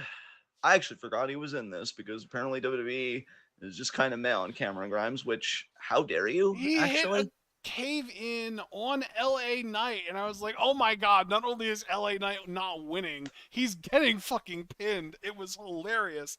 And then Ray comes in and fucking wins it on pinning Cameron. I'm like, fuck. With that spiked Frankensteiner. Oh God. Yeah. Dude, literally, I was watching it with my mom, and as Ray hit it, I was like, oh yeah, no, that's just it. It's over. I love when you protect yourself by deflating ever so slightly just to give the matter-of-fact tone. It's like, no, it's over. And if it seems like I'm not emotional about it, I'm suppressing very effectively. Yeah, that sucked to watch. I'm not gonna lie to you, because I actually remember that now that you say it. Like visually, it's playing out in my mind again, and I'm like, they really did Cameron Grimes like that. Damn. Yeah, they did. But yeah, Ow. I hated the finish of the North American title match because it's like Rhea did her part excellently, but Dominic struggled to pin Butch properly. And when you botch the pin the first time, it's like, well, yeah, because it was Pete Dunne, right? We're talking about. I thought you were talking about when Dom won the title. No. His title defense against Butch. Rhea won him the title on that show too. Rhea clocked Wesley over the head with her championship, and that's how Dom was able to win the title. Yeah, and again, she's been doing amazing, and she did amazing here. My problem was more Dom and Butch. There just seemed to be a little bit of a malfunction there because he's trying to pin him and Butch is all on the ropes. So then he had to readjust, which 8 times. So at that point, I'm thinking, well, maybe he's recovered from the steel post shot. Because again, he was only shoved into a ring post. And I feel like that happens quite often to wrestlers. Yeah. I would have just gotten him in position being stunned from the ring post and done the frog splash because I've already told you, I feel like Dom has really improved his frog splash. I don't think it's bad. So I would have just, okay, he's stunned. Let me hit the splash, 1, 2, 3 kind of deal. No, let's just pin him off of that. I feel like it makes Butch look weak. It wasn't even done properly the first time, so that kind of fouled things up. Yeah. I really hated it. I really hate. Man, they're giving Dominic Mysterio more ring time, and he just keeps fucking up. Yeah, I don't want to be too ungenerous and say it was his fuck up, but it did seem to be like if Well, Butch is supposed to sell and he's I supposed to mean, get him back in the ring, I it's was gonna like, yeah, say, bare minimum, he did have a fuck up against Wes Lee. oh, what was the fuck up there? Because I did not see It was like that like match. he was supposed to be doing like what looked like maybe like a back suplex kind of thing, but like Yeah, he didn't go back with it. He just kind of dropped Wes, and Wes damn near landed on his fucking head. yeah, ooh. I think Alex posted a video of it from Twitter on the wrestling channel, wrestling discussion channel in the Discord. God. And again, I'm liking Judgment Day right now, and I'm liking the vibe, but I really can't help but be that guy and be like, y'all hold out Ali for this. Like again, this dude's got to eat scraps. Again, this dude who I thought was going to be primed to beat Wes Lee because he's been like involved in that whole triangle, like him, Lee, and Bates seemingly, and like he was going to get his shot, and now it's just like, oh, because now if Ali does get a shot against Dominic, I'm sorry, I don't see him winning that match, and it's like that really sucks because again, you want to talk about a man. Ali fits the bill, and he's a great fucking wrestler, and he's a great Ali promo. is a This is very good man. indeed, and it's not even the case of like we're being those internet marks of just think he wrestles really, really good, so big push. No, he cuts amazing promos and has like a cinematic quality to them when he's able to like do his own stuff on Twitter and stuff, which I wish they would play on WWE programming. But no, just keep passing the buck on this fucking dude. Like Jesus Christ, way to prove everything he rails against as a babyface in your own booking. Like, god damn, man. Yeah, it's a Um, whole ass thing, isn't it? it is a whole ass thing because that's exactly what they could be eating for this maltreatment of this beautiful fucking man. Um, so yeah, what else? Because obviously we know the big thing on SmackDown. So like beyond that, well, I know Charlotte faced Io, and I'm gonna ask you, Yeah, man. more botches in that match too. Yeah, fucking Charlotte, man. Well, you know, I shouldn't say botches because they weren't like your typical Charlotte. I'm gonna just fucking recklessly drop you on the top turnbuckle and good fucking luck recovering from that. But it was just really shitty looking wrestling on Charlotte's part. Like really, really going out of her way and going into business for herself to protect herself in situations where a more committed wrestler would have made it look even halfway decent, and she just didn't bother. Yeah, it's Charlotte is just such a Did disappointment you to see the me. video of the Hurricane Rana I posted in the Discord? No, but you know what? People keep talking about like how this Discord be popping with videos and shit. That's why everybody should join for only $3 a month. Is it in wrestling discussion? Yeah, it is. I'm just gonna watch it. I'm gonna react to it because I need a laugh, and I probably won't. But fuck it. You Was it gotta a Twitter? do. It was a Twitter video. I'm guessing. Not like a. No, actually, it was a video, just a straight up video that I posted. It was like a WebM. Oh, okay. So I'm just saying I could play it like right in the Discord. I don't need to Yeah, like yeah. I said waste time. Charlotte Flair, everybody, with an unamused emoji. Oh my God, I'm there. I'm there. Oh my! What the fuck? That's actually what. Do you It's like how like she catches EO and then just kind of flings her off to the side like she's a sack of potatoes and then very deliberately does a forward tumble? yeah, like I'm in that weird mood where I can't stop watching it. Like, you can even see where she puts her hands out for the roll, like, look at me. And it's like, what the fuck? Literally, the next message in the Discord is I posted a video of Andrade showing how to correctly take a Hurricane Rana from the top rope. You know, no, you know what? I'm keeping that comment to myself. I don't need to get flagged. So, you gotta send it to me because I gotta know. well, no, I'm not even going to send it to you because it would feel weird. It was just a very thirsting comment about Andrade, and I'm already horny because of Santos, and it's time to stop. But yes, that was a beautiful sell by a beautiful man, and that's That's all I'm gonna limit Andrade myself gets to. it, man. Andrade gets it. Charlotte has Yeah, never gotten it. Andrade has always gotten it. I'm telling you, and I say this for her own sake too, you should have stuck to volleyball. You Yes. genuinely cared about it, and you were probably good at it. So there's that, I guess. I don't know. Fuck WWE for platforming are so goddamn hard. Um, so what I wanted to ask you before our usual fuck Charlotte Flair segment on these shows, um, how are you feeling about because last week, so we don't need to reprise this. I'm literally doing that right now. Last week we know Shotzi shaved her head in like storyline because Bailey had cut a bit of her hair. Oh my And god, that's right. That happened too. yes. And so we know why Shotzi did it. Again, wishing everybody well in that situation. And I like Shotzi and I'm rooting for her and I'm rooting for this to go well. But it seemed like she showed up on the Titantron, done a maniacal laughter, Oh and yeah, very Bailey like almost was. like Bray Wyatt esque even. Is that a good thing or a Creepy, bad thing in your spooky context? stuff with Shotzi.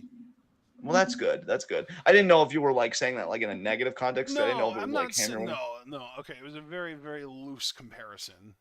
Right, right. More Um, just the vibe of like, you know how like when the Wyatt family used to when they would either enter or leave, they always did that jump scare exactly. thing. Yeah. It was like that but extended.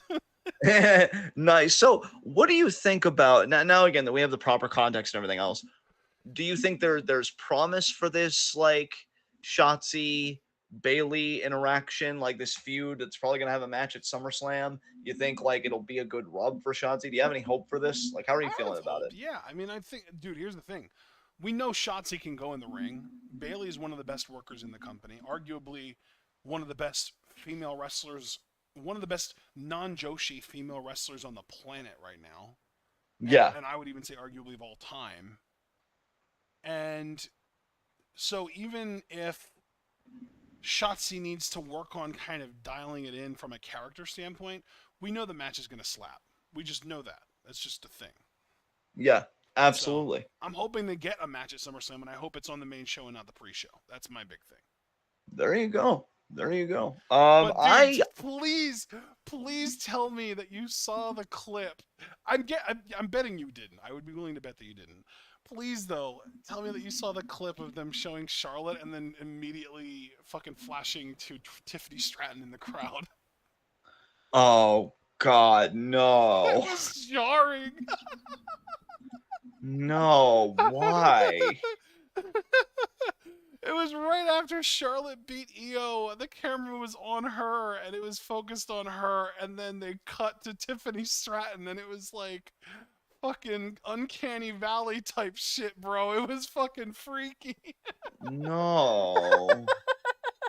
No. Oh God. Uh, Um I need to get out of here. Uh do we just talk about tribal combat now? yeah, we can. Okay, I feel like I've done a lot of talking and I know my face is great, but it's not that great. It's Um better than you give it credit for. wow. Thank you. I'm definitely feeling warm and fuzzy after that. I don't know what to do with this. I'm having a lot of emotions. But how did you feel about this, man? Because I actually heard that Jay got a lot of praise for it. I did see this, by the way. I watched it, or at least I watched an abridged version because I think I didn't watch the USA Network version that was uploaded. I did just watch the WWE like YouTube version. Um, but people gave Jay a lot of praise for this segment. How did you feel like he came off? Because I feel like Roman just did Roman things as always, and that's not a bad thing. But how Yeah. did you feel about Jay in this? You know, it's so interesting. Of course, this would get a significant amount of praise. It's so interesting, though, that, like, I find myself agreeing with Roman way more than I wish I would. Like, it's so weird because for the longest time, I've been on board with Jey Uso needs to be the one to beat Roman Reigns, and especially in recent weeks and especially in recent months, I've been firmly on board. But just in the last like 2 or 3 episodes of SmackDown, I would say starting in the moment that Jay attacked Solo with the chair, I feel like Jey Uso as a character, it's like Star-Lord almost, where like he has so much growth left that he needs to do. Maybe he isn't quite ready for it. You know what I mean? Bro, I'm gonna say this tentatively. because again, I know we're going to be locking a lot of stuff in come SummerSlam preview and predictions. But I've said this before. I think even in the Discord, which again is why people need to join, because you never know. You'll get to see how wrestling takes either come out early and just stay that way, or at the very least evolve. I said, like, I wouldn't be mad like a lot of other people if Jay lost at SummerSlam if I knew they were taking the scenic route and he was getting Mania 40 in Philly. Right. Because I feel like in that time, that growth you're talking about, he would experience that growth, because then we would see Jay that's like, I didn't get my pound of flesh. Right. I didn't stop him. He's more emboldened than ever. The family is in complete disarray. I wasn't able to save it. What do? Well, you begin again at the beginning and you build your way back up. And I would love to see him win the Rumble, preferably from a low number, just to show his tenacity and everything else. Unlike Cody Rhodes, who won it from 30, this year. And you get the Philly show because again, it's fucking Philly. Like it's, underdog story, all that good shit. Either him or Sammy. Again, I'm very adamant about that. And just to reiterate again, because I know I said this before, but just in case people missed it the first time, I say that because somebody made a very salient point. I wish I could remember who, because I love giving proper credit. But that for Cody, Roman isn't the issue. The title is. So Cody could win the Raw World Heavyweight title and he still finished the story because the title dude, is he actually the story. rejected that already. He's literally Did been he? asked at a press conference, would winning the World Heavyweight title that Seth Rollins currently holds be finishing the story? And he said, no, finishing the story is winning the title my dad never got. God damn it. Well, there goes all of that then. But see, I still hate it because it's just about the title for him. Yeah. And like, for me, if we always say that the man makes the championship, Well, Roman who said he has to finish the story in 2024? Who said he has to finish the story ever? I'll go that far. That's fair, but even being, a little more generous, who said he has to finish the story in 2024? I mean, Triple H did say his story will never be over, so maybe Triple H is just like, fuck him. It's never gonna be you, Cody. It's never gonna be you. But no, I mean, you do make a worthwhile point. I do want to acknowledge it, but I think it's more to me that like Roman is so much more interesting than the title. And I feel like Sammy and Jay, why I keep mentioning them, like they have their priorities straight as characters. Because like it's about the title for sure. And that's exactly what I told Angel. It's exactly what I told Angel. Of course it's about the title. For every wrestler, it's about the title. But what makes a good story is when it's about another character. And for these two, it's like Roman is, I mean, very superficially a dick. Very simplistically a dick. But more than that, he's just a man that's been corrupted by his own power. He's been genuinely abusive and an abusive character. And he needs to be stopped. Yeah. Cody, I'm going to be honest with y'all. Cody would not give a shit if Roman went back to abusing all the other members around him, like in the company and certainly with his own family, if he just took Roman's title from him. The title is what he wants. Yeah. So even though he's kind of rejected that, which hurts because I'm like, oh God, is WWE rejected that too then? That makes me even more pissed because it's like, you don't care about Roman as a character. You just care what he's wearing. You care what he's elevating. Whereas Jay cares about Roman, the character. And I feel like for him, the true Mania win isn't winning the title. It's potentially finally breaking through to Roman Reigns and his ego because he's hurt the ego. Yeah. And now all it can do is heal and regroup and reassess things. And the first thing it'll reassess is, what the hell am I doing with Paul Heyman? In Jey Uso's mind. Cody doesn't give a shit about any of that. And I feel like the motivations don't get me invested in him.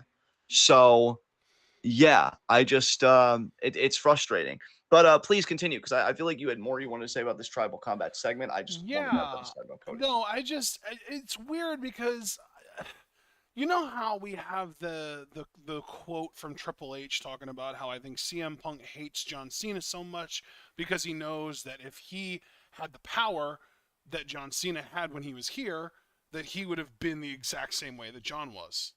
Yes. I feel that way about the Jey Uso character.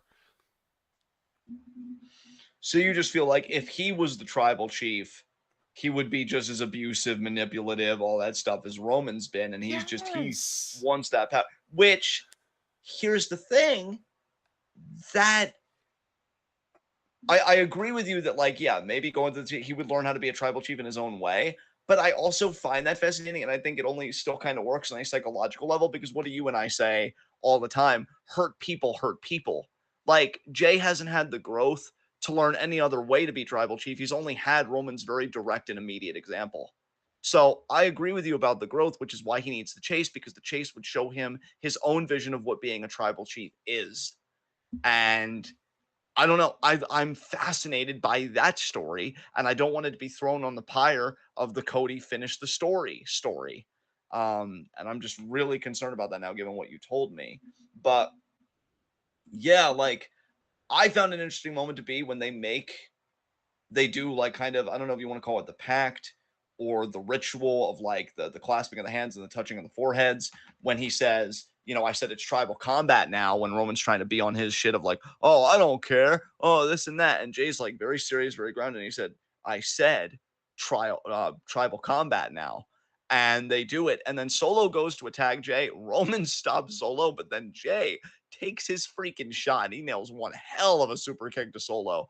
And I think my favorite part of that was the look that Roman gave Jay, because that was the first time I've ever seen Roman look at anybody, not with a scared look, but maybe something even worse, where he looks at Jay with an, oh shit, like, I didn't think he had that in him kind of look. And to know that Jay would do that without hesitation, I think it's made Roman think, what would he do to me without hesitation, given that I have literally everything that That's he kind of wants? my thing, though, that has me so concerned about Jay, though, right? Is like, that was the like zero hesitation to super kick your younger brother in the face when your younger Yeah. brother is clearly hurting and like experiencing exactly what you've been through with the gaslighting and the fucking shit that Roman put you through. Like, come on, man. Like, be a better version of what Roman has been. Be better than him. Don't be him. Wouldn't it be fascinating? I'm not saying they'll do this. I'm just, it seems like this discussion's kind of going to another level. Wouldn't it be fascinating if Jay actually, like what you're saying is true? Because even Paul Heyman kind of made that point explicitly, right? Yeah. Like how you're just being just like our tribal chief. Yeah. How, like, Roman finally gets to see himself from the outside through Jay. And that's like kind of the first pang of his conscience that he's had in like 3 years. Yeah. Because he's like, Jay, I've never seen you act like, what is this? And it's like, oh shit, it's me. Now you'd have to be very careful how you play that, right? Because Roman's very clearly a narcissist, and he's very clearly self-involved and self-absorbed. Um, like he was so indignant Yeah. about the trial of the tribal chief. Had no problem putting Sami Zayn on trial, but him being put on trial when there's a lot of evidence against him. Oh, how dare you?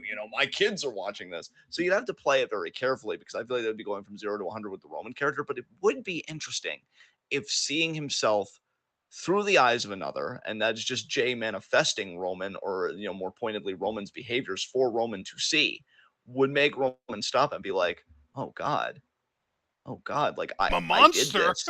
Yeah, like I did this. Like, holy shit. And I don't know. Like, again, Roman has said time and time again that we're not doing fast food here. We're doing filet mignon. And God, are we ever? I mean, this is 3 fucking years. So who's to say where it's gonna go? But I just thought that look that Roman gave Jay, very, very interesting. And Foster, he said, ain't it also self-defense? I mean, if I've ever done this joke, this is the most appropriate time. I did the math. It was 85 and 2/3 self-defense for Jey Uso to super kick Solo in the face. And it's not a full 100 because Roman did restrain Solo.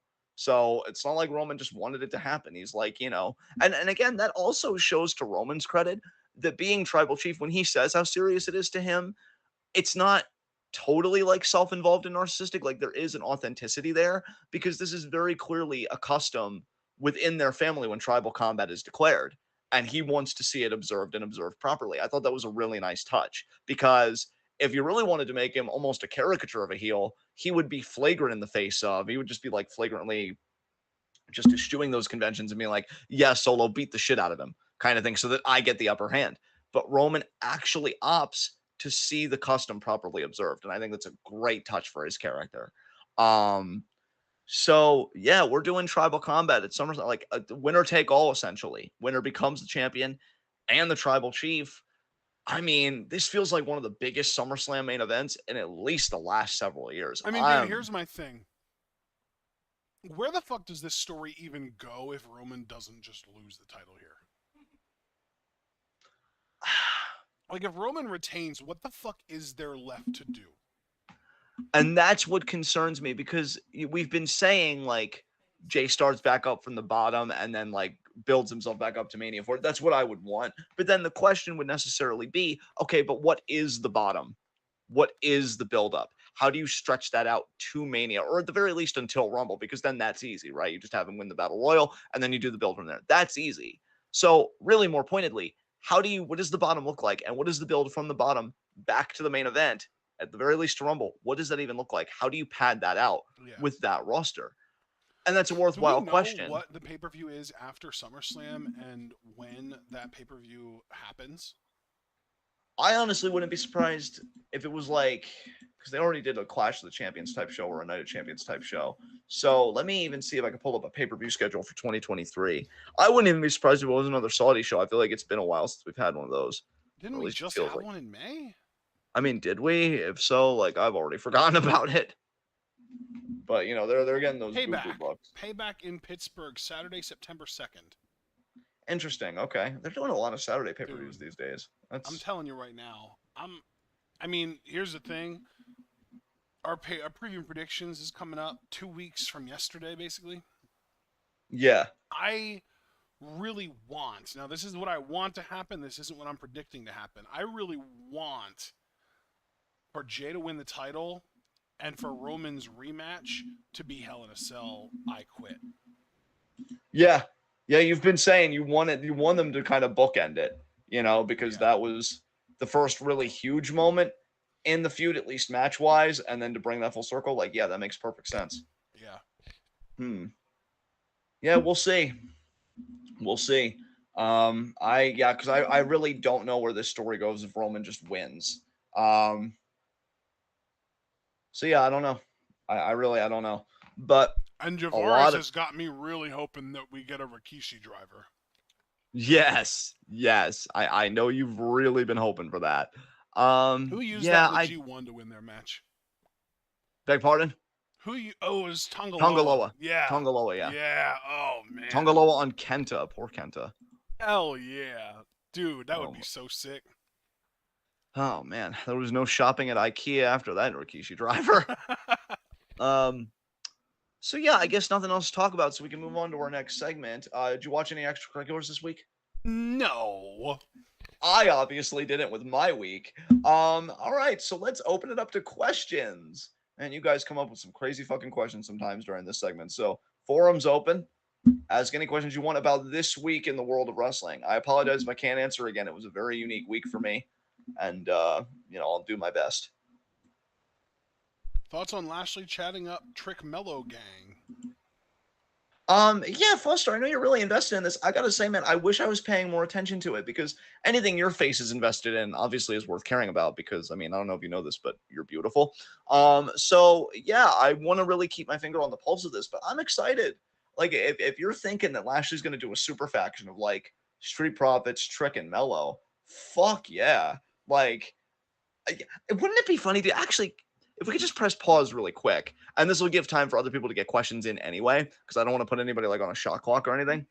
But wouldn't it be funny if WWE at just some point in time, I'm not even saying it's going to happen imminently, but like if they adopted kind of a New Japan model and they just became a faction-based promotion?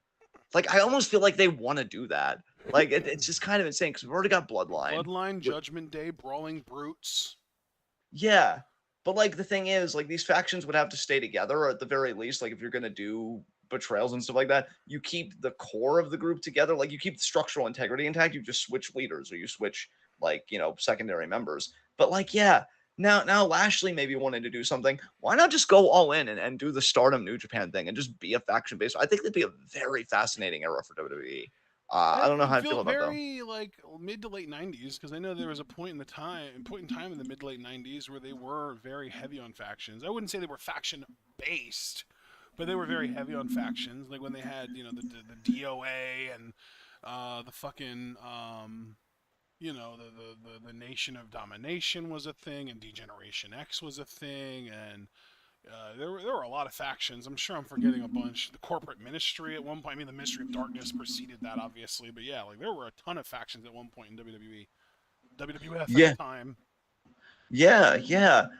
I'm telling you, man, my gears are just turning. That's what the show does. I think of a Hell lot of like yeah. out of pocket stuff, and it just like Foster saying that, it just got me thinking like, what if, you know? So anyway, back in real time to these questions. John, side note, how are you feeling about Game 1? Since we mainly do wrestling questions here, I'll be very quick about this. Looks like it's going to be the best Mortal Kombat game of all time, bro. I've been seeing all the footage. The combat pack, the rumors being true, is fucking insane to me. Yeah, this is going to be the greatest Mortal Kombat I game can't of all believe we're time. getting a fucking Mortal Kombat game with Homelander, Omni-Man, and Peacemaker in it. And here I thought fanfiction.net was just going fucking insane, but John no, it's real. Cena in a Mortal Kombat game. Good It's God. about it's about fucking time, honestly. Super Blue, how do you feel about the results of RH the Board of Honor this past Friday? Okay, I'll Super pull it Blue. up. So yeah, I will just say Super Blue, Athena retaining against Willow. Not surprised, but I was happy that those two women main evented. Apparently, they had a great match according Yep. to internet feedback. So Okay. that was pretty cool. Samoa Joe retained the TV title against Dalton Castle. Cool. Aussie Open won the tag titles. I mean, yeah, I like Aussie Open. It seems like they're kind of in their Bucks era where they just always seem to be winning tag titles. So The okay, I guess. previous tag champs were the Lucha Bros, by the way. Okay, very interesting. Mogul Embassy retained the six-man tag titles against Leon Ruffin, Master Wato, and Taguchi. That seems like the right call. Shibata retained against Dark Garcia. The Dark Order beat Stu Grayson and the Righteous in a fight without honor. And Claudio and Athena both retained their respective world titles. Cool. Nothing really to say there. I will say I watched the pre-show, or at least some of the pre-show, and dude, Trish Adora is so good. She had a match against Layla Hirsch, and Layla Hirsch is still moving relatively well, but you can tell that she's not quite herself. She's kind of in that like Ibushi phase from returning from an injury, where she's just kind of getting her feet under her again. Trish Adora, though, was her opponent, and she did a great job in that match. I really should check out more of Trish Adora's stuff because I feel like she's really starting to build a profile now for people. I feel like I'm hearing about her more. Well, you saw her match against Miyu, and that was great. Yeah, it was. It was certainly better than the Nyla Rose match we saw recently. Mm-hmm. God, I love you, Miyu. You deserve better than this shit. Abel, do you think Dom's reign is just a short-term reign to pop NXT ratings, or do you think Dirty Dom is here to stay? Honestly, Abel, I think NXT ratings are a secondary benefit. I just think this is about putting credibility on the Judgment Day, and because I think that's the primary priority, I do think Dirty Dom is here to stay, at least for a little bit. I could see him dropping it. Let's see, it's July now. I'll say late September. So I guess that is still a short reign. That maybe you know what? I'll go November. November I think is like a long enough reign to say Dirty Dom is here to stay. So we'll I have to think see he how that loses goes. it at the next NXT pay-per-view. Interesting. I mean, as long as Rhea keeps backing him up, man, who even knows? That's fair. Because she is a credible enforcer for sure. Yeah. Caster Sales, do you think Corbin will be heavily pushed after his transformation on NXT? I did not know he had a transformation. I kind of want to like. Really a transformation. He just went back to the lone wolf gimmick, and that's it. So the stomach is still smiling at me, or maybe not because he's wearing a shirt. He's wearing a shirt. So it's not smiling at me. There you go. It was that's good, I guess. Foster said, "All right, Corbin as a clone." Let's see. Who do you think will fight Rhea at SummerSlam, Liv or Raquel? Definitely Raquel. It's what we've been saying, especially if Liv re-injured herself, which is really unfortunate because I love Liv and I'd love to see her in that spot. Honestly, that's another Mania opponent for Rhea that I would believe. Beyond Shayna, just because of the history that Liv and Rhea have. I mean, hell, Rhea eliminated Liv last to even get the WrestleMania title shot where she won the title. So Liv and Rhea is always a feud that I think if WWE cares about it and does the continuity and again does what they've been doing with the Judgment Day and the Bloodline, that gets my attention. That gets me out of bed. So let's see. Javaris, does Ibushi make Tamantha look almost sane in comparison? After what I heard, possibly, but Tamantha's still going Tamantha, so I'm gonna just say no. You know what? I've seen Mayu take random ass bumps for no goddamn reason. Now, granted, they weren't on thumbtacks, but in a company where Mayu isn't even in the conversation for being as nuts as Tam, I don't think Ibushi should be either. Yeah, there you go. There you go. So just focusing on questions. If Jay fails, is the Royal Rumble the last hope we have to stop Cody? I would say so, because I'll tell you. The Royal Rumble is going to be like, yeah, definitely like Cody's big triumph thing. Oh God, that's hideous. Um, we'll see. I mean, because yeah, if Jay fails at SummerSlam, I haven't completely given up hope, but like it's been diminished considerably, and I really will have to, unfortunately, look at Cody Rhodes as potentially the one to do it. Oh, Oh God, I hate everything. I'm Um, so sorry. I believe you because I know it hurts you too. So yeah.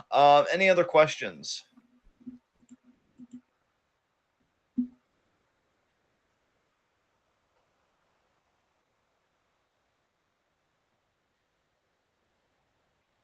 All Apparently, right. Trish Adora had a match with Utami as well.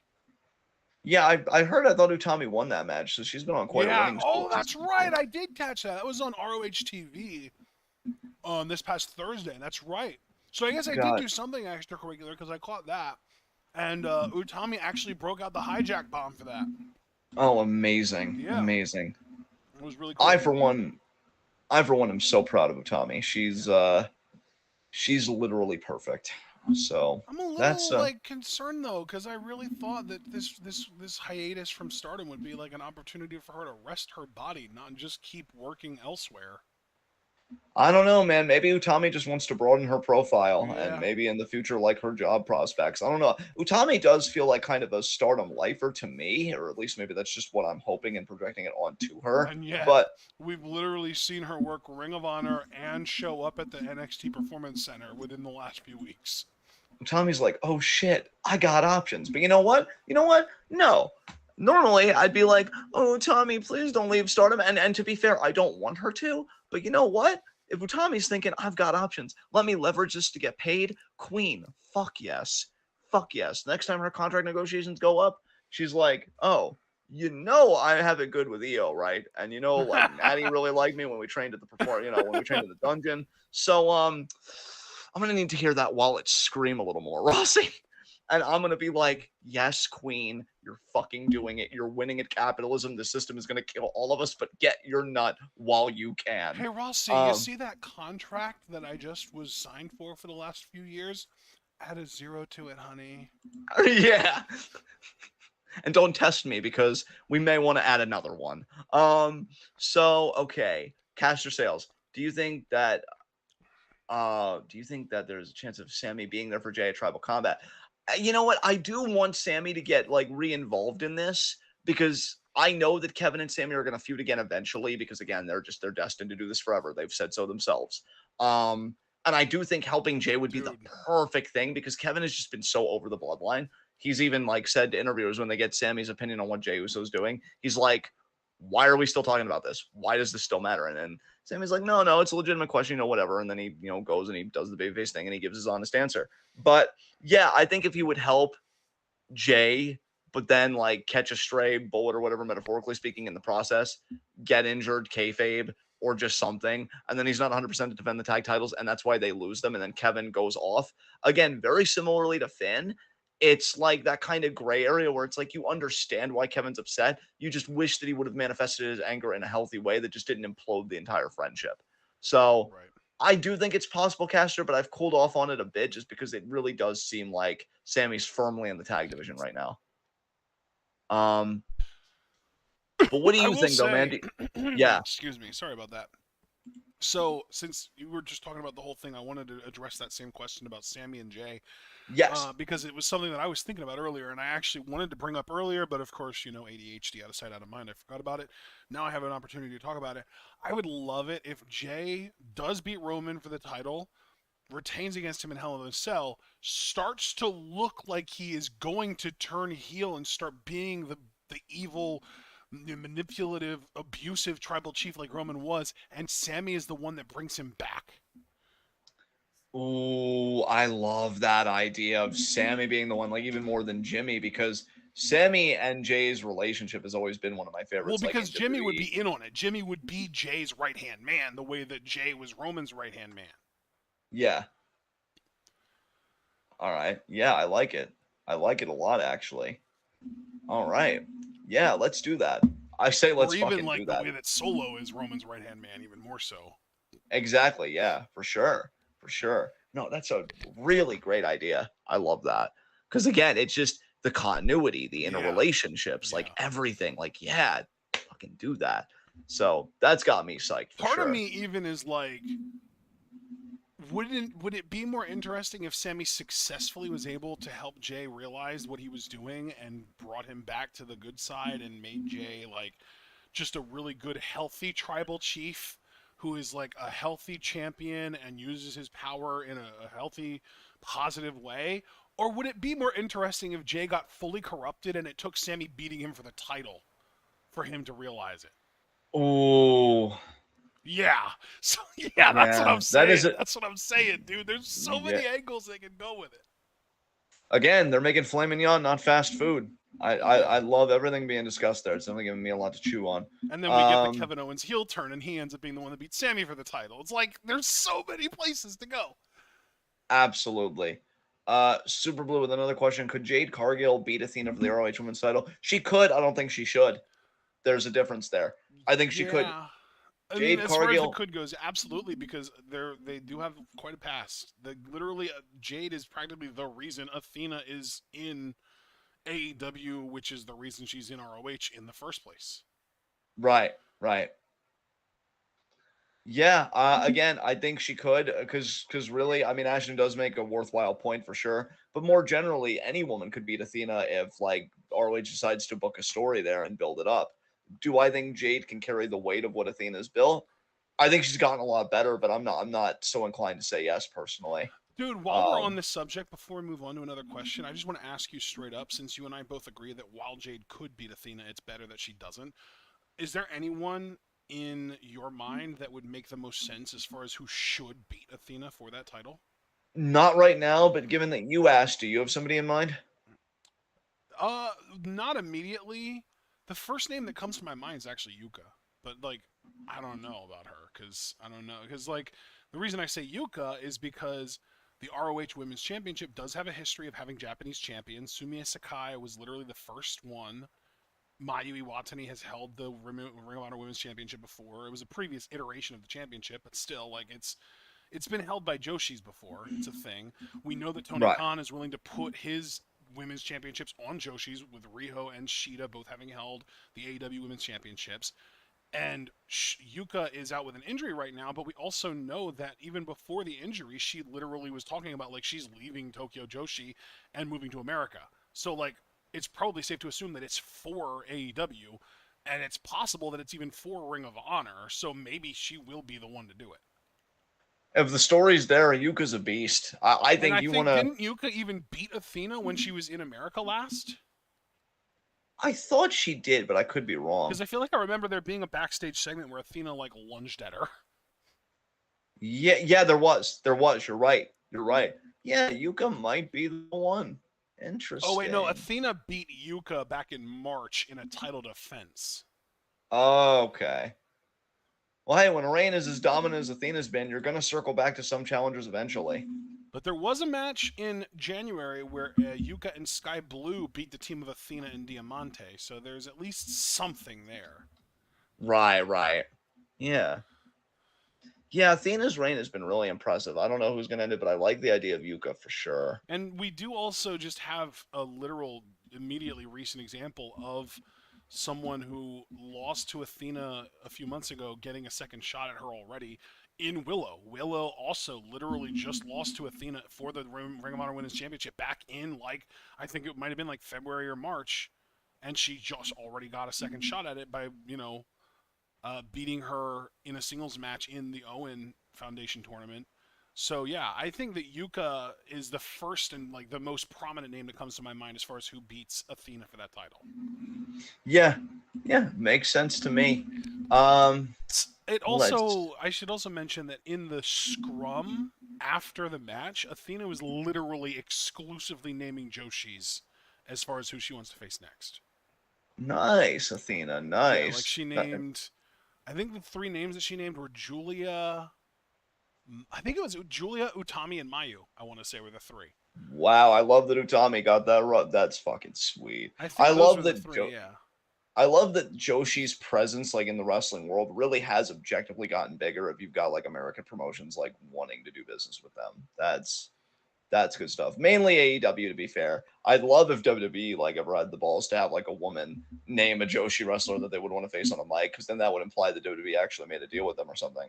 But yeah, that's really cool. I'm gonna kind of group these next two questions together because they're the similar theme. It was Oh, I feel like you Julia. want It to say was something. Julia Kairi and Mayu. So Tommy was left out of the party, but still, Kairi is Kairi, so that makes sense, and I think that'd be awesome too. Um, but yeah, I'm gonna group these next two questions together because they're kind of a similar theme. So Abel asked, "Do you see BCC turning face again soon? Considering Takeshita and Pac left them high and dry, and Mox surrendered in the match to save Wheeler, which feels like a babyface action." And then Super Blue asked, "Do you think Moxley gets kicked out of the BCC Super Blue for Did giving he up say at he Blood and said Guts?" BBC? Oh my god. I caught myself though. I'm proud of myself. I British could have just Broadcasting System. Or wait, yes. it's British Broadcasting Channel. Okay. Yep. So with that, uh Abel, I'm gonna be honest with you. I don't know. I don't know. I mean, they could, Yeah, we never but really like, talked about that in our review. Actually, that was a thing. Takeshita and Pac. It was Pac first, then Callis recommended Takeshita. Literally walked out on Blood and Guts, high and dry. They just bailed. right. I don't know if you were aware of that or not. I wasn't, because like you said, we didn't talk about that. Yeah. Literally, there was a moment where there was like a it was a simple miscommunication where I think Moxley or Claudio hit Pac when he was aiming for I think Kenny or something like that, and Pac just like stopped trying to do anything to any members of the elite, stared a hole through Claudio, turned around, went over to the door, got a bolt cutter, opened the door, and left, and that was just it. And then Yeah. within it seems like within a minute or two, Callis basically collected Takeshita and they left as well. And then within another minute or two, the match ended because I don't remember who it was that had Wheeler Yuta in a submission, and I guess Moxley must have, surrendered. So to save Wheeler Yuta. So yeah, that was a whole thing. Yeah. Yeah, there you go. I don't know if they'll turn face, Abel.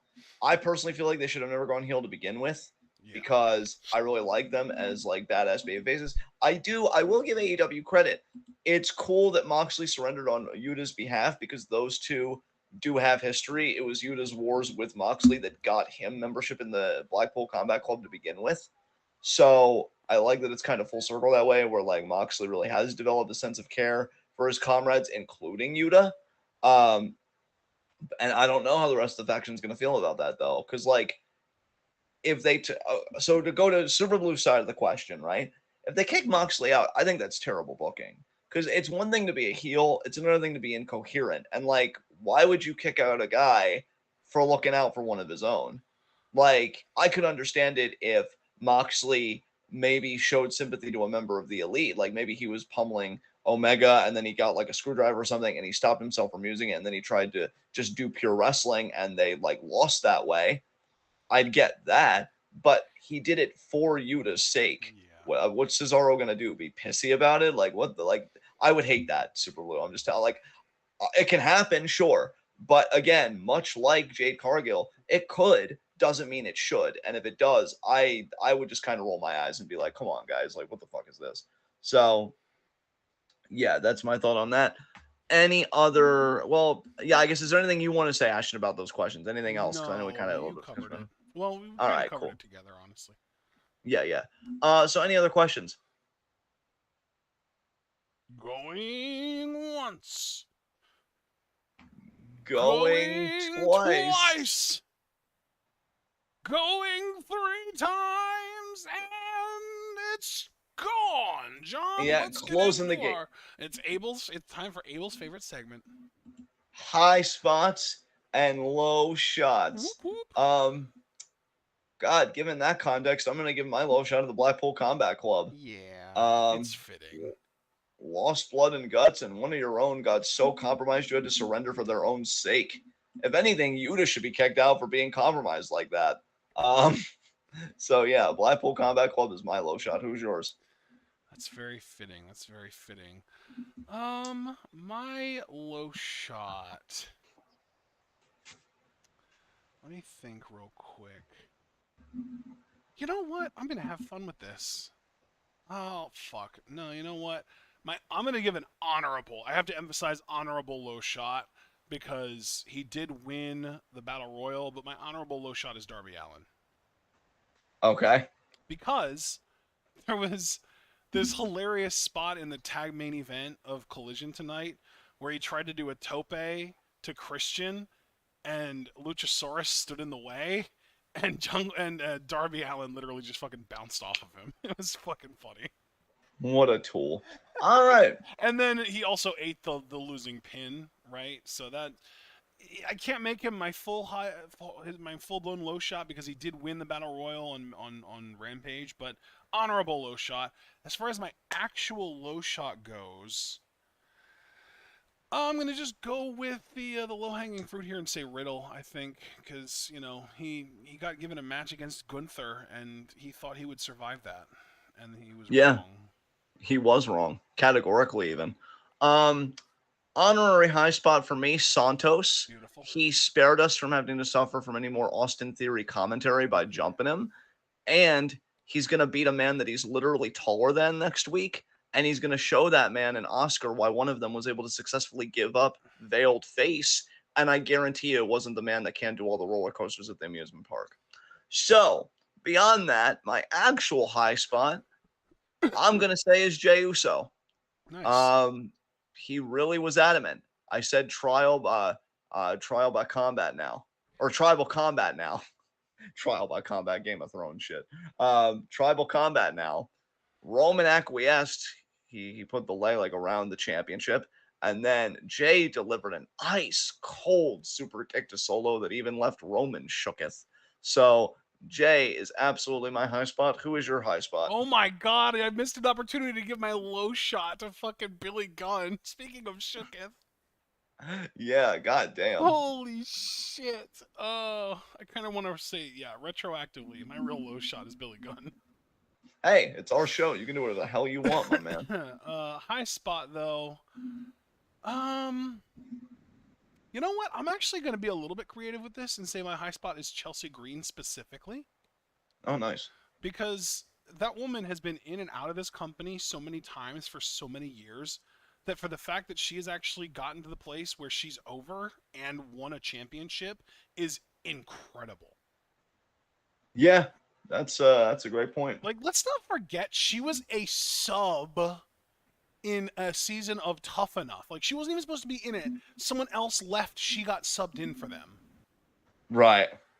And then that didn't even matter because then, like, eventually she got brought back, I think, or actually that might have even been her second appearance because I think her first appearance was as the woman that I think Daniel Bryan cheated with Brianna, like with Brie Bella on or something like that. Right, something like that, Or yeah. Gail Kim, I don't even remember. And then like she had an NXT run that was pretty good, and then she got a call up, and then she got released, and then she got brought back, and then she got released, and then she got brought back, and that's her current run. Yeah.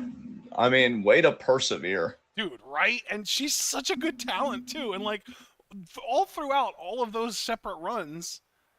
Oh, that's right. She had the Robert Stone brand thing where she teamed with Charlotte one time and was never seen again. Damn. Do you remember that?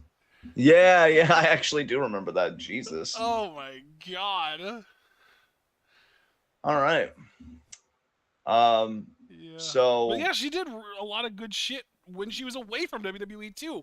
I still remember Reclusa. yeah. Oh god, Reclusa was the best. Yeah. So yeah, I just really like Chelsea Green as a talent, and I want to support her. And she had she's found a great gimmick on WWE television that's worked for her, that's gotten her over, and she has won a championship on the main roster. And I'm just really happy for her because of that. Nice. I think that's an excellent choice, man. Very inspired choice. All right. So that was your high spot, though, right? Not your honorary high spot. Okay, just to be clear, because sometimes I preemptively cut you off and I feel bad, so I just wanted to check in. Thank you. Absolutely. All right. Well, with that said, guys, that was the last segment. This has been TWitWoW in Review, the best wrestling podcast uh, made for wrestling fans by wrestling fans on the web today. I'm John. That's my core and commentary Ashton. Be sure to like the video, you should file out, subscribe, click the bell icon for notifications so you don't miss any of that TWitWoW goodness. Check out everything we're involved in the description box. Follow us on Twitter and Twitch because we are the best wrestling podcast in all the IWC. And it seems like Ashton will be meeting these guys again Tuesday at 10 for. Monday. Oh, that's right. Oh my God, I forgot about Monday being a non-available thing. Yeah, yeah. So, we've got G1 Tuesday at 10, Wednesday at 5, Thursday. When did you want to do Thursday? 6 or 7? You know what? 6 is good for me for Thursday. Let's Thursday do at 6. 6. Okay. So those are Yeah. going to be our G1 days, and then I'm assuming that Friday and Saturday is going to be just Stardom days for us. Hell yeah. I want to get caught up on Stardom as soon as possible because I'm all about the 5-star. Yeah. Like that. Like, guys, I'm telling you, as a fan, the 5-star is what I care about most, far and away above everything else. So, like, yeah, I can't wait to be caught up and do that and support either Utami or Suzu or Mina winning the 5-star. That's kind of the promise I made to Javaris in a Discord conversation. It's like the Suzu, Tommy, I don't know how we work Mina's name in there, but one of them to win the 5-star, mean, mainly though Utami or Suzu. Suzu Tamina. Ooh, that's sexy. So yeah, Tuesday at 10, G1. Do we know how many matches we're going to be doing Tuesday, Wednesday, and Thursday respectively? I'm assuming it'll be like 8 or 9 on each day. Yeah, that makes sense. That makes sense. Hopefully they're good. It hasn't started off bad. I'm just really waiting for those matches that are like this is the G1 because I don't personally feel like we've had that yet for me. Oh, So hoping okay. that kicks up. But I will say, Kiyomiya and Suji was pretty good. I just hate that Suji lost.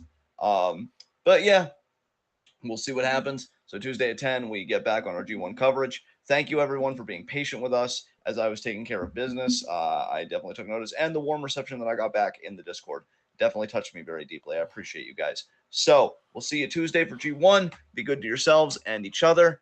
And until we meet again, tune in and peace out.